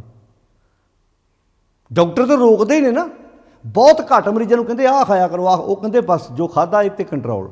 ਉਹ ਐਕਸੀਲੇਟਰ 'ਤੇ ਪੈਰ ਰੱਖਣ ਲਈ ਕੋਈ ਡਾਕਟਰ ਨਹੀਂ ਕਹਿੰਦਾ, ਬ੍ਰੇਕ 'ਤੇ ਪੈਰ ਰੱਖਣ ਲਈ ਸਾਰੇ ਕਹਿੰਦੇ ਆ। ਉਹ ਕਹਿੰਦੇ ਬ੍ਰੇਕ 'ਤੇ ਪੈਰ ਰੱਖ ਲਾ ਜੇ ਬਚਣੇ ਜੇ। ਤੁਸੀਂ ਤਾਂ ਐਕਸੀਲੇਟਰ ਨੱਪਿਆ ਪਿਆ ਸਾਰਾ, 60 ਸਾਲ ਤੇਰੀ ਉਮਰ ਹੈ, ਤੂੰ ਤਾਂ ਇਹੋ ਜਿਹਾ ਐਕਸੀਲੇਟਰ ਨੱਪਿਆ ਪਿਆ, ਤੂੰ ਤਾਂ ਕਹਿੰਦਾ ਗੱਡੀ ਪਹਾੜ ਚੜ੍ਹ ਦੂੰ ਮੈਂ। ਵੀਲ ਚੇਅਰ 'ਤੇ ਕਈਆਂ ਨੂੰ ਗੁਰਦੁਆਰੇ ਲੈ ਕੇ ਆਉਂਦੇ ਆ, ਪਕੌੜਿਆਂ ਦੀ ਪਲੇਟ ਭਰ ਕੇ ਅੱਗੇ ਰੱਖੀ ਹੁੰਦੀ ਹੈ। ਹੁਣ ਕਹਿ ਰਹੀ ਆ ਨਾ ਬੰਦੇ ਨਾਲ, ਲੱਕ ਨਾਲ ਬੱਬ ਨਹੀਂ ਬੱਧਿਆ ਬੰਦੇ ਨੇ। ਇਹੋ ਜਿਹੇ ਬੰਦੇ ਨੂੰ ਸੋਚਣਾ ਚਾਹੀਦਾ ਜਿਹੜਾ ਵੀਲ ਚੇਅਰ 'ਤੇ ਬੈਠਾ, ਜੇ ਉਹਦੇ ਗਾੜੀ ਪਕੌੜਿਆਂ ਦੀ ਪਲੇਟ ਭਰ ਕੇ ਰੱਖਣ ਨਾ, ਉਹਨੂੰ ਸੋਚਣਾ ਚਾਹੀਦਾ ਵੀ ਇਹ ਮੈਨੂੰ ਮਾਰਨਾ ਚਾਹੁੰਦੇ ਆ, ਇਹ ਚਾਹੁੰਦੇ ਗਲੋਂ ਲੈ ਜੇ ਛੇਤੀ, ਵੀ ਬਹਾਨਾ ਵੀ ਨਾ ਬਣੇ, ਵੀ ਆਖਣਾ ਵੀ ਨਾ ਪਵੇ, ਕਿਸੇ ਨੂੰ ਕਹਿਣਾ ਵੀ ਨਾ ਪਵੇ, ਕੋਈ ਸਲਫਾਤ ਦੀ ਗੋਲੀ ਵੀ ਨਾ ਦੇਣੀ ਪਵੇ, ਇੱਦਾਂ ਹੀ ਸੁੱਤਾ ਹੀ ਸੌਂ ਜੇ। ਹੁਣ ਇਹ ਗੱਲਾਂ ਬਾਹਰ ਦੀਆਂ ਨਹੀਂ ਗਈਆਂ, ਗੱਲ ਕਾਹਦੀ ਸੀ ਵੀ ਅੱਜ ਸਾਡੇ ਮਨ ਨੂੰ ਰੋਗ ਕਿਉਂ ਲੱਗੇ ਪਏ। ਇੱਥੇ ਲਿਖਿਆ ਸੰਜਮ ਰਹੇ ਨਾ ਖਾਏ ਪਤ, ਖੱਟਾ ਮਿੱਠਾ ਸਾਉ ਚੁਕੰਦਾ, ਕਪਟ ਸਨੇਹੀ ਹੋਏ ਕੈ। ਅੰਦਰ ਕਪਟ ਹੈ ਪਰ ਬਾਹਰੋਂ ਸਨੇਹੀ ਹੋਏ ਕਿ ਸਾਧ ਸੰਗਤ ਵਿੱਚ ਆਏ ਬਹੰਦਾ। ਬਾਹਰੋਂ ਆਣ ਕਹਿਣਾ ਮੇਰਾ ਤਾਂ ਗੁਰੂ ਨਾਲ ਪਿਆਰ ਹੀ ਬੜਾ। ਦੁਰਮਤ ਦੂਜੇ ਭਾਏ ਪਚੰਦਾ, ਦੁਰਮਤ ਦੂਜੇ ਭਾਏ ਪਚੰਦਾ, ਗੁਰੂ ਦੀ ਮੱਤ ਛੱਡ ਕੇ ਦੂਜੇ ਭਾਅ 'ਚ ਭਜਿਆ ਹੋਇਆ। ਭਾਵ ਇਸੇ ਕਰਕੇ ਅੰਦਰ ਦੇ ਰੋਗ ਠੀਕ ਨਹੀਂ ਹੋ ਰਹੇ, ਕਿਉਂਕਿ ਐਸਾ ਦਾਰੂ ਅਸੀਂ ਖਾਣ ਨੂੰ ਤਿਆਰ ਨਹੀਂ ਹੈ। ਜਿਹੜਾ ਸ਼ਬਦ ਵਰਤਿਆ ਐਸਾ ਦਾਰੂ ਖਾਹੇ ਗਵਾਰ, ਜਿਤ ਖਾਧੇ ਤੇਰੇ ਜਾਹੇ ਵਿਕਾਰ। ਇੱਥੇ ਗੱਲ ਕਿੰਨੀ ਪਿਆਰੀ ਕਹੀ ਧੰਨ ਗੁਰੂ ਅੰਗਦ ਸਾਹਿਬ ਜੀ ਨੇ, ਕਹਿੰਦੇ ਵੈਦਾ ਵੈਦ ਸੋ ਵੈਦ ਤੂੰ, ਸਿਆਣਾ ਵੈਦ ਪਤਾ ਤੂੰ ਕਦੋਂ ਹੈ? ਪਹਿਲਾਂ ਰੋਗ ਪਛਾਣ। ਸਿਆਣਾ ਵੈਦ ਪਤਾ ਕਿਹੜਾ? ਪਹਿਲਾਂ ਰੋਗ ਨੂੰ ਪਹਿਚਾਣਦਾ ਵਾ। ਉਹ ਕਹਿੰਦਾ ਇਹਨੂੰ ਪੱਥਰੀ ਹੈ, ਇਲਾਜ ਉੱਦਾਂ ਕਰਦਾ। ਅਤੇ ਕੱਚੇ ਵੈਦ ਨੂੰ ਤਾਂ ਰੋਗ ਦਾ ਪਤਾ ਹੀ ਨਹੀਂ। ਉਹ ਦੁੱਖ ਦੀ ਲੱਤ ਆ, ਇਲਾਜ ਸਿਰ ਦਾ ਕਰੀ ਜਾਂਦਾ ਹੈ। ਦੁੱਖ ਦਾ ਪੇਟ ਹੈ, ਇਲਾਜ ਬਾਂਹ ਦਾ ਕਰੀ ਜਾਂਦਾ ਹੈ। ਹੁਣ ਇਹੋ ਹੀ ਹੋ ਰਿਹਾ। ਕੱਚੇ ਵੈਦ ਜਿਹੜਾ 12-15 ਹਜ਼ਾਰ ਇੱਥੇ ਲਗਾੜੇ ਸਾਹ ਤੁਰੇ ਫਿਰਦੇ ਨੇ, ਮਾਫ਼ ਕਰਨਾ, ਜਿਨ੍ਹਾਂ ਕੋਲ ਲੋਕ ਤੁਰੇ ਫਿਰਦੇ ਨੇ, ਰੋਗ ਤੇ ਪ੍ਰੋਬਲਮ, ਲੜਾਈ ਤੇ ਘਰ ਚੀਰ ਖਾਧੀ ਹੈ ਭਰਾ ਨਾਲ, ਵਧਿਆ ਹੋਇਆ ਲਾਲਚ ਤੇ ਨੋਹ ਮਾਰਨ ਨੂੰ ਤਿਆਰ ਹੈ। ਵਧੀਆ ਪੁੱਤਰਾਂ ਦੀਆਂ ਵਧੀਆਂ ਹੋਈਆਂ ਲਾਲਸਾਂ ਤੇ ਧੀਆਂ ਨੂੰ ਕੰਧਾਂ ਨਾਲ ਮਰਵਾ ਰਹੀਆਂ ਨੇ। ਆ ਜਿਹੜੇ ਲੋਕ ਕੰਧਾਂ ਨਾਲ ਚੁੱਕ ਚੁੱਕ ਕੇ ਧੀਆਂ ਨੂੰ ਮਾਰੇ, 6 ਮਹੀਨੇ ਦੀ ਧੀ ਨੂੰ ਚੁੱਕ ਕੇ ਕੰਧ ਨਾਲ ਮਾਰਿਆ, ਇਹ ਕੌਣ ਲੋਕ ਨੇ ਜਿਹੜੇ ਸਾਧਾਂ ਕੋਲੋਂ ਜਾ ਕੇ ਪੁੱਤ ਮੰਗਦੇ ਨੇ? ਹੁਣ ਰੋਗ ਹੋਰ ਸੀ, ਸਮਝਾਉਣਾ ਤੇ ਇਹ ਚਾਹੀਦਾ ਸੀ ਭਾਈ ਧੀ ਪੁੱਤ ਬਰਾਬਰ ਹੈ। ਨਾ ਵੀ ਕੋਈ ਔਲਾਦ ਹੋਵੇ ਤਾਂ ਸਬਰ, ਸਬਰ ਸਭ ਤੋਂ ਵੱਡੀ ਔਲਾਦ ਹੈ। ਪਰ ਚਲੇ ਗਏ ਕੱਚੇ ਵੈਦ ਕੋਲ ਨੇ ਦੱਸਿਆ ਇੱਥੇ ਮੱਸਿਆ ਨਾ ਹੋ, ਇੱਥੇ ਪੁੰਨਿਆ ਨਾ ਹੋ, ਤੇ ਪੁੱਤ ਲੈ ਜਾਓ। ਵੈਦਾ ਵੈਦ ਸੋ ਵੈਦ ਤੂੰ, ਪਹਿਲਾਂ ਰੋਗ ਪਛਾਣ, ਐਸਾ ਦਾਰੂ ਲੋੜ ਲਹੋ, ਉਹ ਦਾਰੂ ਲੱਭੀਏ ਜਿਤ ਵੰਝੈ ਰੋਗਾਂ ਕਾਣ, ਜਿਹਦੇ ਨਾਲ ਇਹ ਰੋਗ ਖਤਮ ਹੋ ਜਾਣ। ਜਿਤ ਦਾਰੂ ਰੋਗ ਉੱਠੀਐ, ਜਿਸ ਦਾਰੂ ਦੇ ਨਾਲ ਇਹ ਰੋਗ ਖਤਮ ਹੋ ਜਾਣ। ਤਨ ਸੁਖ ਵਸੈ ਆਏ, ਤਨ ਵਿੱਚ ਸੁਖ ਆਣ ਕੇ ਵਸਣ। ਰੋਗ ਗਵਾਏ ਆਪਣਾ, ਫਿਰ ਆਪਣੇ ਅੰਦਰ ਦਾ ਰੋਗ ਗਵਾਏ ਤਾਂ ਨਾਨਕ ਵੈਦ ਸਦਾਏ। ਭਾਈ ਪਹਿਲਾਂ ਤੂੰ ਵੀ ਆਪਣੇ ਅੰਦਰ ਦਾ ਰੋਗ ਠੀਕ ਕਰ, ਵੈਦ ਤੂੰ ਆਪਣੇ ਆਪ ਨੂੰ ਠੀਕ ਕਰ, ਫਿਰ ਤੂੰ ਕਿਸੇ ਨੂੰ ਠੀਕ ਕਰਨ ਦੀ ਤਾਕਤ ਰੱਖਦਾ ਹੈ। ਹੁਣ ਇੱਥੇ ਸ਼ਬਦ ਵਰਤਿਆ ਐਸਾ ਦਾਰੂ ਖਾਹੇ ਗਵਾਰ। ਸਵਾਲ ਪੈਦਾ ਹੋ ਗਿਆ ਕੈਸਾ ਦਾਰੂ? ਕਹਿੰਦੇ ਆਹ ਦਾਰੂ ਹੈ। ਸੁਣਿਓ ਹੁਣ ਧਿਆਨ ਨਾਲ। ਦੁੱਖ ਮੋਹਰਾ, ਮੋਹਰਾ ਇਹਨੂੰ ਜ਼ਹਿਰ ਕਹਿੰਦੇ ਨੇ, ਸੰਖੀਆ। ਹੁਣ ਜਿਹੜੇ ਆਮ ਬੰਦੇ ਕੋਲ ਸੰਖੀਆ ਹੋਵੇ ਤਾਂ ਉਹ ਡਰੇਗਾ ਵੀ ਜ਼ਹਿਰ ਹੈ, ਪਰ ਜਦੋਂ ਕਿਸੇ ਜੋਗੀ ਨੂੰ ਮਿਲ ਜਾਂਦਾ, ਕਿਸੇ ਵੈਦ ਨੂੰ ਮਿਲ ਜਾਂਦਾ ਹੈ, ਉਹ ਸੰਖੀਏ 'ਚ ਜੜੀਆਂ ਬੂਟੀਆਂ ਪਾ ਕੇ ਉਹਦੀ ਕਈ ਪ੍ਰਕਾਰ ਦੀ ਦਵਾਈ ਤਿਆਰ ਕਰਦਾ। ਉਹਨੂੰ ਚਾਅ ਚੜ੍ਹ ਜਾਂਦਾ ਵੀ ਮੈਂ ਕਈ ਮਰੀਜ਼ ਇਹਦੇ ਨਾਲ ਠੀਕ ਕਰਨੇ ਆ। ਕਹਿੰਦੇ ਦੁੱਖ ਮੋਹਰਾ, ਇਨਸਾਨ ਦੇ ਜੀਵਨ ਜਿਹੜੇ ਦੁੱਖ ਨੇ ਨਾ, ਇਹ ਮੋਹਰੇ ਦਾ ਕੰਮ ਕਰਦੇ ਆ। ਇਹ ਜ਼ਹਿਰ ਹੈ ਜਿਹੜਾ ਬੰਦੇ ਨੂੰ ਹੌਲੀ ਹੌਲੀ ਮਾਰਦੇ ਆ। ਹੁਣ ਦੁੱਖ ਕੀ ਹੈ? ਲਾਲਚ ਦੁੱਖ ਹੈ, ਕਾਮ ਵਾਸ਼ਨਾਵਾਂ ਦੁੱਖ ਨੇ, ਵਧਿਆ ਹੋਇਆ ਮੋਹ ਪਕੜ ਇਹ ਦੁੱਖ ਹੈ। ਇਹ ਬੰਦੇ ਨੂੰ ਹੌਲੀ ਹੌਲੀ ਅੰਦਰੋਂ ਮਾਰਦੇ, ਜ਼ਹਿਰ ਆ, ਥੋੜ੍ਹਾ ਥੋੜ੍ਹਾ ਕਰਕੇ ਮਾਰਦੇ ਆ। ਦੁੱਖ ਮੋਹਰਾ ਇਹ ਇਨਸਾਨੀ ਜੀਵਨ ਲਈ ਬੜਾ ਵੱਡਾ ਜ਼ਹਿਰ ਨੇ।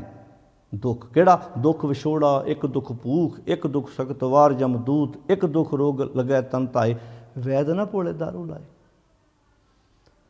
ਕਹਿੰਦੇ ਦੁੱਖ ਮੋਹਰਾ ਇਨਸਾਨੀ ਜੀਵਨ ਲਈ ਇਹ ਦੁੱਖ ਜ਼ਹਿਰ ਦਾ ਕੰਮ ਕਰਦੇ ਨੇ। ਇਹਨੂੰ ਹੁਣ ਆਪਾਂ ਦਵਾਈ ਤਿਆਰ ਕਰਨੀ ਹੈ। ਗੁਰੂ ਵੈਦ ਜੋ ਆ, ਮਾਰਨ ਹਰ ਨਾਮ, ਹਰੀ ਨਾਮ ਦੀਆਂ ਜੜੀਆਂ ਬੂਟੀਆਂ ਪਾ ਕੇ ਇਸ ਜ਼ਹਿਰ ਨੂੰ ਮਾਰਨਾ ਹੈ, ਇਹਨੂੰ ਖਤਮ ਕਰਨਾ ਹੈ। ਮਾਰਨ ਹਰ ਨਾਮ, ਹਰੀ ਨਾਮ ਕੀ ਹੈ? ਗੁਰਮਤਿ ਨਾਮ ਮੇਰਾ ਪ੍ਰਾਣ ਸਿਖਾਈ, ਗੁਰੂ ਦੀ ਮਾਤੀ ਪਰਮੇਸ਼ਰ ਦਾ ਨਾਮ ਹੈ। ਉਹਦੇ ਦੁਆਰਾ ਇਸ ਇਨਸਾਨੀ ਜੀਵਨ 'ਚ ਪੈਦਾ ਹੋਣ ਵਾਲੇ ਜਿਹੜੇ ਦੁੱਖ ਜ਼ਹਿਰ ਹੈ ਇਹਨੂੰ ਖਤਮ ਕਰਨਾ ਹੈ। ਅਤੇ ਇਹਨੂੰ ਹੁਣ ਜੜੀ ਬੂਟੀਆਂ ਤਿਆਰ, ਜਿਵੇਂ ਜੜੀਆਂ ਬੂਟੀਆਂ ਤਿਆਰ ਕਰ ਲਈ। ਵੈਦ ਕੋਲ ਨਾ ਇੱਕ ਸਿਲ ਹੁੰਦੀ ਹੈ ਪੱਥਰ ਦੀ, ਜੇ 'ਤੇ ਰੱਖ ਕੇ ਉਹ ਰਗੜਦਾ ਹੈ। ਹੁਣ ਇਹ ਸਿਲ ਕਿਹੜੀ ਹੈ? ਸਿਲਾ ਸੰਤੋਖ। ਆਪਣੀ ਜ਼ਿੰਦਗੀ 'ਚ ਸਬਰ ਲੈ ਕੇ ਆ। ਸੰਤੋਖ ਇਹ 1257 ਨੰਬਰ ਅੰਕ 'ਤੇ ਹੈ। ਸਿਲ ਦੀ ਸੰਤੋਖ ਦੀ ਸਿਲ ਹੋਵੇ, ਭਾਵੇਂ ਸਬਰ ਥੱਲੇ ਹੋਵੇ ਅਤੇ ਦੁੱਖ ਜ਼ਹਿਰ ਹਰੀ ਦਾ ਨਾਮ ਇਹ ਰਲ ਜਾਣ ਵਿੱਚ, ਕਿਆ ਜੀਵਨ ਬਣੇਗਾ ਜੀ ਫਿਰ? ਸਿਲ ਜਾਣੀ ਕਿ ਬੰਦੇ ਕੋਲ ਸਬਰ ਹੋਵੇ। ਹੁਣ ਦੱਸੋ, ਸਬਰ ਦੀ ਸਿਲ ਲੈਣੀ ਬਾਹਰ ਲੋੜ ਪਵੇਗੀ? ਇਹ ਸਬਰ ਦੀ ਸਿਲ ਵੀ ਅੰਦਰ ਹੀ ਪਈ ਹੈ। ਅਤੇ ਜਿਹੜਾ ਦੁੱਖ ਜ਼ਹਿਰ ਉਹ ਵੀ ਅੰਦਰ ਹੀ ਪਿਆ, ਹਰੀ ਨਾਮ ਦੀ ਬੂਟੀ ਵੀ ਅੰਦਰ ਹੀ ਪਈ ਹੈ। ਸਲਾ ਸੰਤੋਖ। ਪੀਸਨ ਹੱਥ ਦਾਨ, ਪੀਸਨ ਹੱਥ ਦਾਨ ਦਾ ਅਰਥ ਕਿ ਇੱਕ ਪੱਥਰ ਉਹਨੇ ਹੱਥ 'ਚ ਫੜਿਆ ਹੁੰਦਾ ਜਿਹਦੇ ਨਾਲ ਰਗੜਦਾ ਇਸ ਤੋਂ। ਇੱਥੇ ਪੀਸਨ ਹੱਥ ਦਾਨ ਦਾ ਅਰਥ ਹੈ ਲੋਕ ਭਲਾਈ ਦੇ ਕੰਮ ਕਰਨੇ, ਲੋੜਵੰਦਾਂ ਦੀ ਹੈਲਪ ਕਰਨੀ, ਦਾਨ। ਵੈਸੇ ਸਿੱਖੀ ਵਿੱਚ ਦਾਨ ਨਹੀਂ ਹੈਗਾ, ਇੱਥੇ ਕਿਸੇ ਦੀ ਹੈਲਪ ਕਰਨੀ ਹੈ। ਇੱਥੇ ਦਾਨ ਦਾ ਅਰਥ ਹੀ ਕਿਸੇ ਲੋੜਵੰਦ ਦੀ ਮਦਦ ਕਰਨੀ। ਲੋੜਵੰਦ ਦੀ ਮਦਦ ਕਰਨੀ, ਫੜਿਆ ਹੋਇਆ ਹੱਥ ਵਿੱਚ ਪੱਥਰ ਹੈ, ਅਤੇ ਜਿਹੜੀ ਸਿਲ ਦੇ ਉੱਤੇ ਰੱਖ ਕੇ ਰਗੜਨਾ ਉਹ ਸਬਰ ਹੈ। ਯਾਨੀ ਕਿ ਸਬਰ ਵਾਲਾ ਬੰਦਾ ਹੀ ਕਿਸੇ ਦੀ ਹੈਲਪ ਕਰ ਸਕਦਾ ਹੈ। ਇਹ ਜੁੜੀ ਹੋਈ ਹੈ ਗੱਲ ਆਪਸ ਵਿੱਚ। ਫਿਰ ਅੱਗੇ ਕਹਿੰਦੇ ਨੇ ਇਹ ਦਵਾਈ ਮਹਾਰਾਜ ਮੈਂ ਕਿੰਨੇ ਕੁ ਦਿਨਾਂ ਬਾਅਦ ਖਾਣੀ ਹੈ? ਜਿਵੇਂ ਡਾਕਟਰ ਨਹੀਂ ਜਾ ਕੇ ਮਰੀਜ਼ ਕੋਲ, ਡਾਕਟਰ ਨੂੰ ਜਦੋਂ ਮਰੀਜ਼ ਜਾਂਦਾ ਕਿਸੇ ਡਾਕਟਰ ਸਾਹਿਬ ਇਹ ਮੈਡੀਸਨ ਕਿੰਨੇ ਦਿਨ ਖਾਣੀ ਹੈ? ਉਹ ਕਹਿੰਦਾ ਮਹੀਨਾ ਖਾ ਲਾ, 15 ਦਿਨ ਖਾ, 2 ਮਹੀਨੇ ਖਾ, ਉਹ ਤੋਂ ਬਾਅਦ ਆਪਾਂ ਫਿਰ ਹੌਲੀ ਹੌਲੀ ਘਟਾ ਦਾਂਗੇ। ਇਹ ਮੈਡੀਸਨ ਉਲਟ ਹੈ। ਇੱਥੇ ਕਿਹਾ ਨਿਤ ਨਿਤ ਲੇਵੋ ਨਾ ਸੀਜੇ ਦੇ, ਇਹਨੂੰ ਆਖਿਆ ਨਿਤ ਲੈਣੀ ਆ। ਨਿਤ ਨਿਤ, ਜਿਵੇਂ ਨਿਤ ਨੇਮ, ਨਿਤ ਦਾ ਨੇਮ, ਨਿਤ ਲੇਵੋ ਨਾ ਸੀ, ਇਹਨੂੰ ਨਿਤ ਨਿਤ ਲਵੋਗੇ ਨਾ ਤੇ ਨਾ ਸੀਜੇ ਦੇ, ਇਹਦੇ ਨਾਲ ਤੇਰੀ ਦੇਹ ਸਿੱਝੇਗੀ ਨਹੀਂ, ਕਲਪਨਾ ਘਟੇਗੀ, ਡਿਪਰੈਸ਼ਨ ਘਟੇਗਾ। ਜਿਹੜਾ ਤੁਸੀਂ ਮਾੜੀ ਮਾੜੀ ਗੱਲ 'ਤੇ ਖਿੱਝ ਕੇ ਗਲ ਪੈਂਦੇ ਹੋ ਕਿਸੇ ਦੇ, ਇਹ ਘਟੇਗਾ। ਸਾਡਾ ਮਾੜੀ ਜਿਹੀ ਗੱਲ 'ਤੇ ਗਲ 'ਚ ਰੱਸਾ ਪਾਉਣ ਦੀਆਂ ਗੱਲਾਂ ਕਰਦੇ ਜੇ, ਇਹ ਘਟ ਜਾਣਗੀਆਂ। ਨਸ਼ੀਜੇ ਦੇ ਦੁਨਿਆਵੀ ਮੈਡੀਸਨ ਦਾ ਨੁਕਸਾਨ ਹੁੰਦਾ ਕਈ ਵਾਰੀ ਬੋਡੀ ਨੂੰ। ਆਪਾਂ ਕਹਿੰਦੇ ਫਲਾਣੀ ਮੈਡੀਸਨ ਲਈ ਹੈ ਅਤੇ ਉਹਦਾ ਨੁਕਸਾਨ ਹੋ ਸਕਦਾ। ਡਾਕਟਰ ਕਹਿੰਦਾ ਤੂੰ ਜ਼ਿਆਦਾ ਲੈ ਲਈਏ ਮੈਡੀਸਨ, ਲੈਣੀ ਨਹੀਂ ਚਾਹੀਦੀ। ਅੱਛਾ, ਦੁਨਿਆਵੀ ਮੈਡੀਸਨ ਬਾਰੇ ਕਈ ਵਾਰੀ ਪਾਬੰਦੀ ਵੀ ਲਾਉਂਦਾ ਹੈ ਡਾਕਟਰ। ਇਹ ਖਾਣੇ ਤੋਂ ਬਾਅਦ ਲੈਣੀ ਸੀ, ਤੁਸੀਂ ਖਾਣੇ ਤੋਂ ਪਹਿਲਾਂ ਲੈ ਲਈ। ਇਹ ਦਿਹਾੜੀ 'ਚ 2 ਵਾਰ ਲੈਣੀ, ਤੁਸੀਂ 3 ਵਾਰ ਇਹ ਮੈਡੀਸਨ ਲੈ ਲਈ, ਨੁਕਸਾਨ ਕਰੇਗਾ ਤੁਹਾਡਾ। ਅਤੇ ਕਮਾਲ ਦੀ ਗੱਲ, ਦੁਨਿਆਵੀ ਮੈਡੀਸਨ ਬਣਾਉਣ ਲੱਗਿਆਂ ਕੰਪਨੀ ਉੱਪਰ ਲਿਖਦੀ ਹੈ ਜੇ 2019 'ਚ ਬਣੀ ਹੈ ਅਤੇ 2021 'ਚ ਐਕਸਪਾਇਰ ਹੋ ਜਾਣੀ ਹੈ, ਐਕਸਪਾਇਰੀ ਡੇਟ ਹੈ। ਭਾਵੇਂ ਤੁਹਾਡੇ ਘਰ 'ਚ ਮੈਡੀਸਨ ਡੱਬਿਆਂ ਦੇ ਡੱਬੇ ਪਏ ਨੇ, ਉਹ ਕਹਿੰਦੇ ਹੁਣ ਇਹ ਬੇਕਾਰ ਹੋ ਗਈ ਹੈ, ਇਹ ਹੁਣ ਠੀਕ ਨਹੀਂ ਕਰ ਸਕਦੀ, ਪਰ ਇਸ ਮੈਡੀਸਨ ਦੀ ਕੋਈ ਐਕਸਪਾਇਰੀ ਡੇਟ ਹੀ ਹੈ ਨਹੀਂ। ਸਮਝ ਆਈ ਪਿਆਰਿਓ? ਇਹਦੀ ਕੋਈ ਐਕਸਪਾਇਰੀ ਡੇਟ ਨਹੀਂ। ਫਿਰ ਇਹਦੇ 'ਤੇ ਕੋਈ ਪਾਬੰਦੀ ਨਹੀਂ ਹੈਗੀ ਵੀ ਇਹ ਤੁਸੀਂ ਇਸ ਵਕਤ ਲੈ ਸਕਦੇ, ਇਸ ਵਕਤ ਨਹੀਂ ਲੈ ਸਕਦੇ। ਹਰ ਵਕਤ ऊठत बैठत सोवत ध्याइए, मार्ग चलत हरे हर गाइए। नित नित लेवो ना सीजे दे, अंतकाल जम मारे ठे। जे दवाई रोज़ खाओगे अंतकाल जम मारे ठे, फिर तुहाडा अंतकाल कदी आउणा ही नहीं। तुसीं वकारां वाले बन्ने जाके मरना ही नहीं, फिर तुसीं बुराई च जाना ही नहीं। तुहाडे शरीर दे विच वकार आने ही नहीं, क्योंकि जित खादे तेरे जाए वकार है ना। क्योंकि ये इस मैडिसन का एको ही तो फायदा है भी इसका कोई नुकसान नहीं है तुहाडी बॉडी नूं, फिर दी कोई एक्सपायरी डेट नहीं है। अंतकाल, अंतकाल मैनूं वो समा जो बदली जमीर मर लगती है, वो समा ही नहीं आना तुहाडे ते। अंतकाल जम मारे ठे, जम का डंडा नहीं खाना पवेगा। फिर अगे पातशाह जी कहते हैं राज माल जोबन सब शाम। राज, राज भाग, माल संपत्ति, जोबन जवानी, ये तिन्ने चीज़ां ये असलीयत नहीं आ, ये असलीयत का परछावां। ये ध्यान ना सुनियो साध संगत जी, ये तिन्ने चीज़ां असलीयत नहीं, असलीयत का परछावां वा। किदां? एक दरखत है बहुत वड्डा, पुराने समय च पिंडां दे बार बार बड़े बड़े बोर्ड हुंदे सी। अज भी चल जाओ तुसीं किते, तूतां वाला बड़ा वड्डा एक दरखत है, तूत दा, बड़े बड़े संघने दरखत हुंदे, निम, धरेक, लोग उहदी छावें बहिंदे आ। ते पुराने समय दे विच जदों लोग, अजकल तां जमाना हुण ते घरां चों नहीं कोई निकलदा, जिवें फॉरन कंट्रियां च नहीं बंदा भी गुआंढी तुहाडे कोल पता ही नहीं कई वारी। ये हुण हौली हौली साडे भी सिस्टम होई जा रिहा हौली हौली। वो दूजे तीजे दिन जाके पता लगदा फलाणे दे घर डैथ हो गई, अच्छा जी, वो चीज़ां घटदियां जा रही ने। विआहां शादियां ते भी रुखापन आई जा रहा, बंदा फॉर्मैलिटी कर रहा, वक्ती तौर पर आउंदा, बस ठीक है जी, वो चीज़ां खत्म हो गई। जिन्हों असीं अमीरी कहने, अमीरी नहीं, असीं मानसिक तौर पर गरीब होंदे जा रहे हैं। हुण लिखिआ राज माल जोबन सब शाम। शाम किदां है भला? ध्यान नाल सुनियो। दरखत है, दरखत की छावें पशु बद्धे ने, बंदे बैठे ने मंजे डाह के। एक बंदे ने अपना मंजा डाया है, पशु बद्धे ने, दूजा आण के कहंदा नहीं भाई ये जगह साडी, असीं रोज़ इत्थे बन्नदे हां। चलो हुंदी भी सी जगह, पक्की हुंदी सी भी इत्थे बन्नणे आ। दूजा कहंदा तुसीं लड़ रहे जे छां पिछे, आ वेखिओ अद्धे घंटे बाद जिथे धुप्प है उत्थे छां आ जानी, जिथे छां उत्थे धुप्प आ जानी। छां पिछे लड़ रहे जे। हुण जिथे पशु बद्धे आ, जिथे छां आ, की भला वो छां सदा रहनी है? उत्थे धुप्प आ जानी मुड़ के। तुसीं लड़ किहदे पिछे रह जे? छां पिछे। इस गल नूं ध्यान नाल सुणिओ। राज, राज सदा रहिंदा। कदी बाबर, कदी औरंगजेब कहंदा सी मेरा राज है, कित्थे है? अकबर कहंदा सी मेरा है, फरक्शर कहंदा सी मेरा है, शेरशाह सूरी कहंदा सी मेरा है, हुमायूं कहंदा सी मेरा है। राज इत्थे हुण दीयां गल्लां ही कर लो। ਉਹੀ अफसर हुंदा जिहड़ा सलूट मारदे आ, राज ਉਹਦਾ ਸੀ, मुड़ के ਉਹੀ ਗੱਡੀ 'ਚ ਫੜ ਕੇ ਅੰਦਰ ਬਿਠਾਉਂਦੇ ਆ। राज माल, पैसा, पैसा संपत्ति, ਉਹ ਜ਼ਮੀਨ कदी तेरी हुंदी, ਜਦੋਂ ਉਹ ਦੂਜੇ ਕੋਲ ਚਲੀ ਜਾਂਦੀ अगला पैर नहीं पाउण दिंदा उत्थे, कहदा ਚੱਲ भाई ਇਹ ਹੁਣ नहीं तेरी। ਤੇ जवानी जोबन, ਜਿਹੜਾ ਬੰਦਾ ਕਹੇ 10 किलोमीटर मैं पैदल तुर लेना, सराहने पिया बर्तन पानी का 10 ਕੂਹਾਂ ਤੇ दिखता है। राज माल, राज माल जोबन सब शाम, रथ फिरंदा दिसे थाम। तो किन्ने प्यारे उपदेश सतगुरु जी ने सानू बख्शिश की है कि राज माल जोबन सब शाम, ये सब असलीयत के परछावें आ। ते अज परछावें पिछे भरा भरा नूं मार रहे। हुण जमीन वाह रहे हैं पर असलीयत ना, ये असलीयत का परछावां है। क्योंकि परछावां किदां है? वाहण वाले चले गए, परछावां उत्थे दा उत्थे ही, परछावां घूमी जा रहे हैं। इदां परछावां घूम रहा ना, कभी दादे कोल सी, कभी पड़दादे कोल सी, कभी लकड़ दादे को आ गया, कभी हुण तेरे को आ गया, फिर ताए को चले गया, फिर चाचे को आ गया।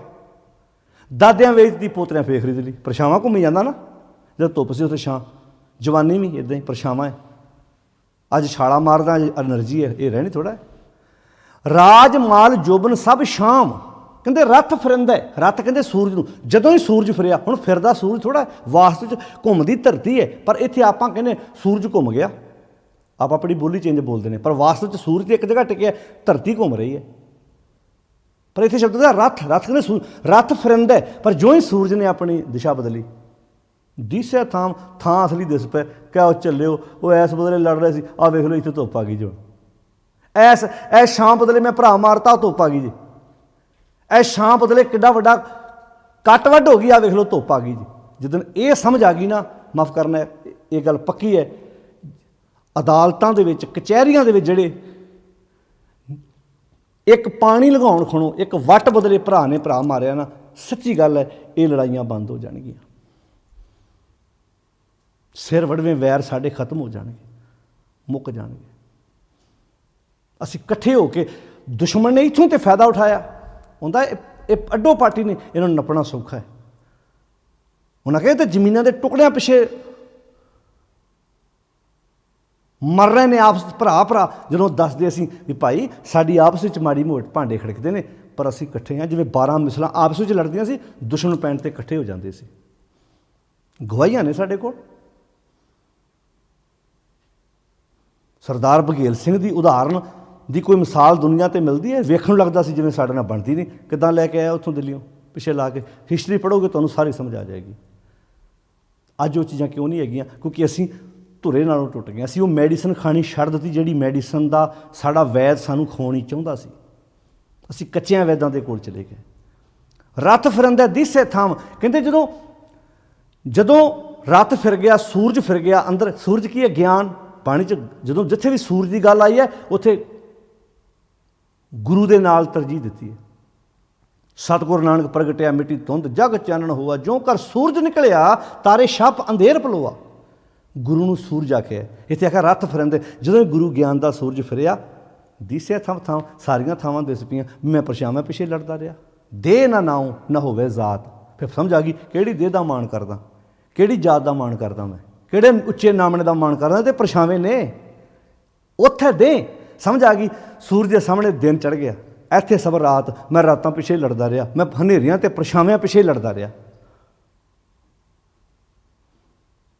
ਹੁਣ ਅੱਗੇ ਹਵਨ ਕਰਨ ਲੱਗੇ ਮਹਾਰਾਜ। ਕਹਿੰਦੇ ਆਓ ਹਵਨ ਕਰੀਏ। ਹੁਣ ਆਪਾਂ ਹੁਣ ਘਰੋਂ ਬਿਮਾਰੀ ਨੂੰ ਬਾਹਰ ਕੱਢਣ ਲਈ ਇੱਕ ਹਵਨ ਕਰਨਾ। ਇਹ ਹਵਨ ਕਿਸੇ ਪੰਡਤ, ਜੋਤਸ਼ੀ, ਬਾਬੇ, ਸਿਆਣੇ ਪਾਂਦੇ ਨੇ ਨਹੀਂ ਕਰਨਾ। ਅੱਛਾ, ਇਸ ਹਵਨ ਦੀ ਸਮੱਗਰੀ ਤੁਹਾਡੇ ਅੰਦਰ ਪਈ ਆ। ਜਿਹੜੇ ਬਾਹਰ ਦੇ ਹਵਨ ਕਰਾਏ ਜਾਂਦੇ ਆ, ਉਹਦੀ ਸਮੱਗਰੀ ਬਾਹਰ ਪਈ ਆ। ਤੁਸੀਂ ਈਵਨ ਅਖੰਡ ਪਾਠ ਵੀ ਕਰਾਉਣਾ, ਅਗਲੇ ਤੁਹਾਨੂੰ ਕੁੰਭ, ਨਾਰੀਅਲ, ਜੋਤ, ਘੜਾ, ਪਤਾ ਨਹੀਂ ਕੀ ਕੁਝ ਲਿਖਾਉਂਦੇ ਆ। ਪਰ ਆੜਾ ਹਵਨ ਗੁਰੂ ਨਾਨਕ ਸਾਹਿਬ ਕਰਨ ਲਈ ਕਹਿ ਰਿਹਾ, ਇਹ ਹਵਨ ਦਾ ਸਮਾਨ ਤੁਹਾਡੇ ਅੰਦਰ ਹੀ ਪਿਆ। ਕਿਹੜਾ? ਸਾਧ ਕਰ ਸਮਦਾ, ਸੱਸੇ ਨੂੰ ਕੰਨਾ ਦੱਦਾ ਸਾਧ। ਸਾਧ ਮੀਨ ਕੀ ਚਸਕੇ, ਸਾਧ ਕਰ ਸਮਦਾ, ਚਸਕਿਆਂ ਨੂੰ। ਸਮਦਾ ਮੀਨ ਕੀ ਹੈ? ਬਾਲਣ। ਜਿਹੜਾ ਹਵਨ ਦੇ ਵਿੱਚ ਬਾਲਣ ਬਾਲਣਾ ਹੈ, ਆਪਣੇ ਚਸਕਿਆਂ ਨੂੰ ਬਾਲਣ ਬਣਾ ਕੇ ਬਾਲ ਦੇ। ਚਸਕੇ ਸੜ ਗਏ ਤੇ ਫਿਰ ਜ਼ਿੰਦਗੀ ਸਵਰ ਹੋ ਗਈ। ਚਸਕੇ ਹੀ ਤੇ ਮਾਰ ਰਹੇ ਨੇ ਬੰਦੇ ਨੂੰ। ਸਾਧ ਕਰ ਸਮਦਾ। ਤ੍ਰਿਸ਼ਨਾ ਘਿਓ ਤੇਲ, ਉਹ 'ਚ ਘਿਓ ਅਤੇ ਤੇਲ ਪੈਂਦਾ। ਆਪਣੀ ਤ੍ਰਿਸ਼ਨਾ ਨੂੰ ਘਿਓ ਅਤੇ ਤੇਲ ਬਣਾ ਕੇ ਉਸ ਹਵਨ 'ਚ ਪਾ ਦੇ। ਅਤੇ ਕਾਮ ਕ੍ਰੋਧ ਅਗਨੀ ਸਿਓ ਮੇਲ। ਕਾਮ ਅਤੇ ਕ੍ਰੋਧ ਦੀ ਅੱਗ ਹੋਵੇ। ਜਿਵੇਂ ਉੱਥੇ ਅੱਗ ਬਲਦੀ, ਕਾਮ ਅਤੇ ਕ੍ਰੋਧ ਨੂੰ ਅੱਗ ਦੀ ਤਰ੍ਹਾਂ ਸਾੜ ਦੇ।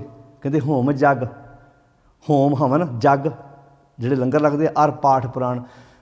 ਸਾਡੇ ਵਾਸਤੇ ਇਹੋ ਹੀ ਹਵਨ ਵਾ, ਇਹੋ ਹੀ ਜਗ ਵਾ, ਇਹੋ ਹੀ ਪਾਠਾਂ ਦਾ ਪ੍ਰਾਣ ਆ। ਕੀ? ਜੋ ਤੁਸ ਭਾਵੈ ਸੋ ਪ੍ਰਵਾਨ। ਮਾਲਕ ਜੀ, ਜੋ ਤੁਹਾਨੂੰ ਚੰਗਾ ਲੱਗਦਾ ਉਹ ਸਾਨੂੰ ਵੀ ਚੰਗਾ ਲੱਗ ਜਾਏ। ਦੱਸੋ ਹੁਣ ਇਸ ਹਵਨ ਦੇ ਵਿੱਚੋਂ ਜੋ ਸਮੱਗਰੀ ਪੈਣੀ ਹੈ, ਬਾਹਰੋਂ ਲੈਣ ਦੀ ਲੋੜ ਹੈਗੀ, ਸਾਰੀ ਤੁਹਾਡੇ ਅੰਦਰ ਪਈ ਹੈ। ਅਤੇ ਅਖੀਰ 'ਤੇ ਗੁਰੂ ਨਾਨਕ ਸਾਹਿਬ ਜੀ ਕਹਿੰਦੇ ਤਪ ਕਾਗਦ। ਤਪ ਮੀਨਿੰਗ ਸੇਵਾ, ਉਦਮ ਦੀ ਸੇਵਾ। ਕਾਗਦ ਮੀਨਿੰਗ ਪੇਪਰ। ਹੇ ਮੇਰੇ ਮਾਲਕ ਜੀ, ਮੈਂ ਆਪਣੇ ਉਦਮ ਨੂੰ, ਆਪਣੀ ਕਰਨੀ ਨੂੰ, ਆਪਣੇ ਕਰੈਕਟਰ ਨੂੰ ਪੇਪਰ ਬਣਾ ਲਿਆ। ਤੇਰਾ ਨਾਮ ਨਿਸ਼ਾਨ ਅਤੇ ਤੇਰਾ ਨਾਮ ਗੁਰਮਤਿ ਨਾਮ ਮੇਰਾ ਪ੍ਰਾਣ ਸਿਖਾਈ, ਇਹ ਉੱਤੇ ਰਾਹਦਾਰੀ ਪਾ ਲਈ। ਤਪ ਕਾਗਦ ਤੇਰਾ ਨਾਮ ਨਿਸ਼ਾਨ। ਅਤੇ ਜਿਨ ਕੋ ਲਿਖਿਆ ਇਹ ਨਿਦਾਨ, ਜਿਨ੍ਹਾਂ ਨੂੰ ਲਿਖਿਆ ਹੋਇਆ ਇਹ ਨਿਦਾਨ, ਇਹ ਖਜ਼ਾਨਾ ਮਿਲ ਗਿਆ, ਜਿਨ੍ਹਾਂ ਨੇ ਇਹ ਪੱਤਰ ਪ੍ਰਾਪਤ ਕਰ ਲਿਆ, ਸੇ ਧਨਵੰਤ ਦਿਸਿਆ ਕਰ ਜਾਏ। ਉਹ ਧਨ ਵਾਲੇ ਹੁੰਦੇ। ਫਿਰ ਕਿਹੜੇ ਧਨ ਵਾਲੇ ਭਲਾ? ਉਹ ਗੁਣਾਂ ਦੇ ਧਨ ਵਾਲੇ ਹੁੰਦੇ ਆ। ਉਹ ਗੁਣਾਂ ਦੇ ਧਨ ਵਾਲੇ ਹੁੰਦੇ ਜਿਹਦੇ ਬਾਰੇ ਹਮ ਧਨਵੰਤ ਭਾਗੜ ਸੱਚ ਨਾਏ, ਹਰ ਗੁਣ ਗਾਵੇਂ ਸਹਿ ਸੁਭਾਏ, ਪਿਉ ਦਾਦੇ ਕਾ ਖੋਲ ਡਿਠਾ ਖਜ਼ਾਨਾ, ਤਾਂ ਮੇਰੇ ਮਨ ਭਇਆ ਨਿਧਾਨਾ, ਰਤਨ ਲਾਲ ਜਾਂ ਕਾ ਕਛੂ ਨਾ ਮੋਲ, ਭਰੇ ਭੰਡਾਰ ਅਖੂਟ ਅਤੋਲ। ਉਹ ਧਨਵੰਤ, ਸੇ ਧਨਵੰਤ ਦਿਸੇ ਕਰ ਜਾਏ। ਤੇ ਨਾਨਕ ਜਨਨੀ ਧੰਨੀ ਮਾਏ। ਹੇ ਨਾਨਕ, ਉਹਨਾਂ ਦੀ ਜਨਨੀ ਜਿਹੜੀ ਆ ਨਾ, ਜਨਨੀ ਜਨਮ ਦੇਣ ਵਾਲੀ ਮਾਂ ਵੀ ਧਨ ਹੋ ਗਈ। ਅਤੇ ਮਤ ਰੂਪੀ ਮਾਂ ਜਿਹਨੇ ਐਸੇ ਸੋਹਣੇ ਮਨ ਨੂੰ ਜਨਮ ਦਿੱਤਾ, ਉਹ ਵੀ ਧਨ ਹੋ ਗਈ।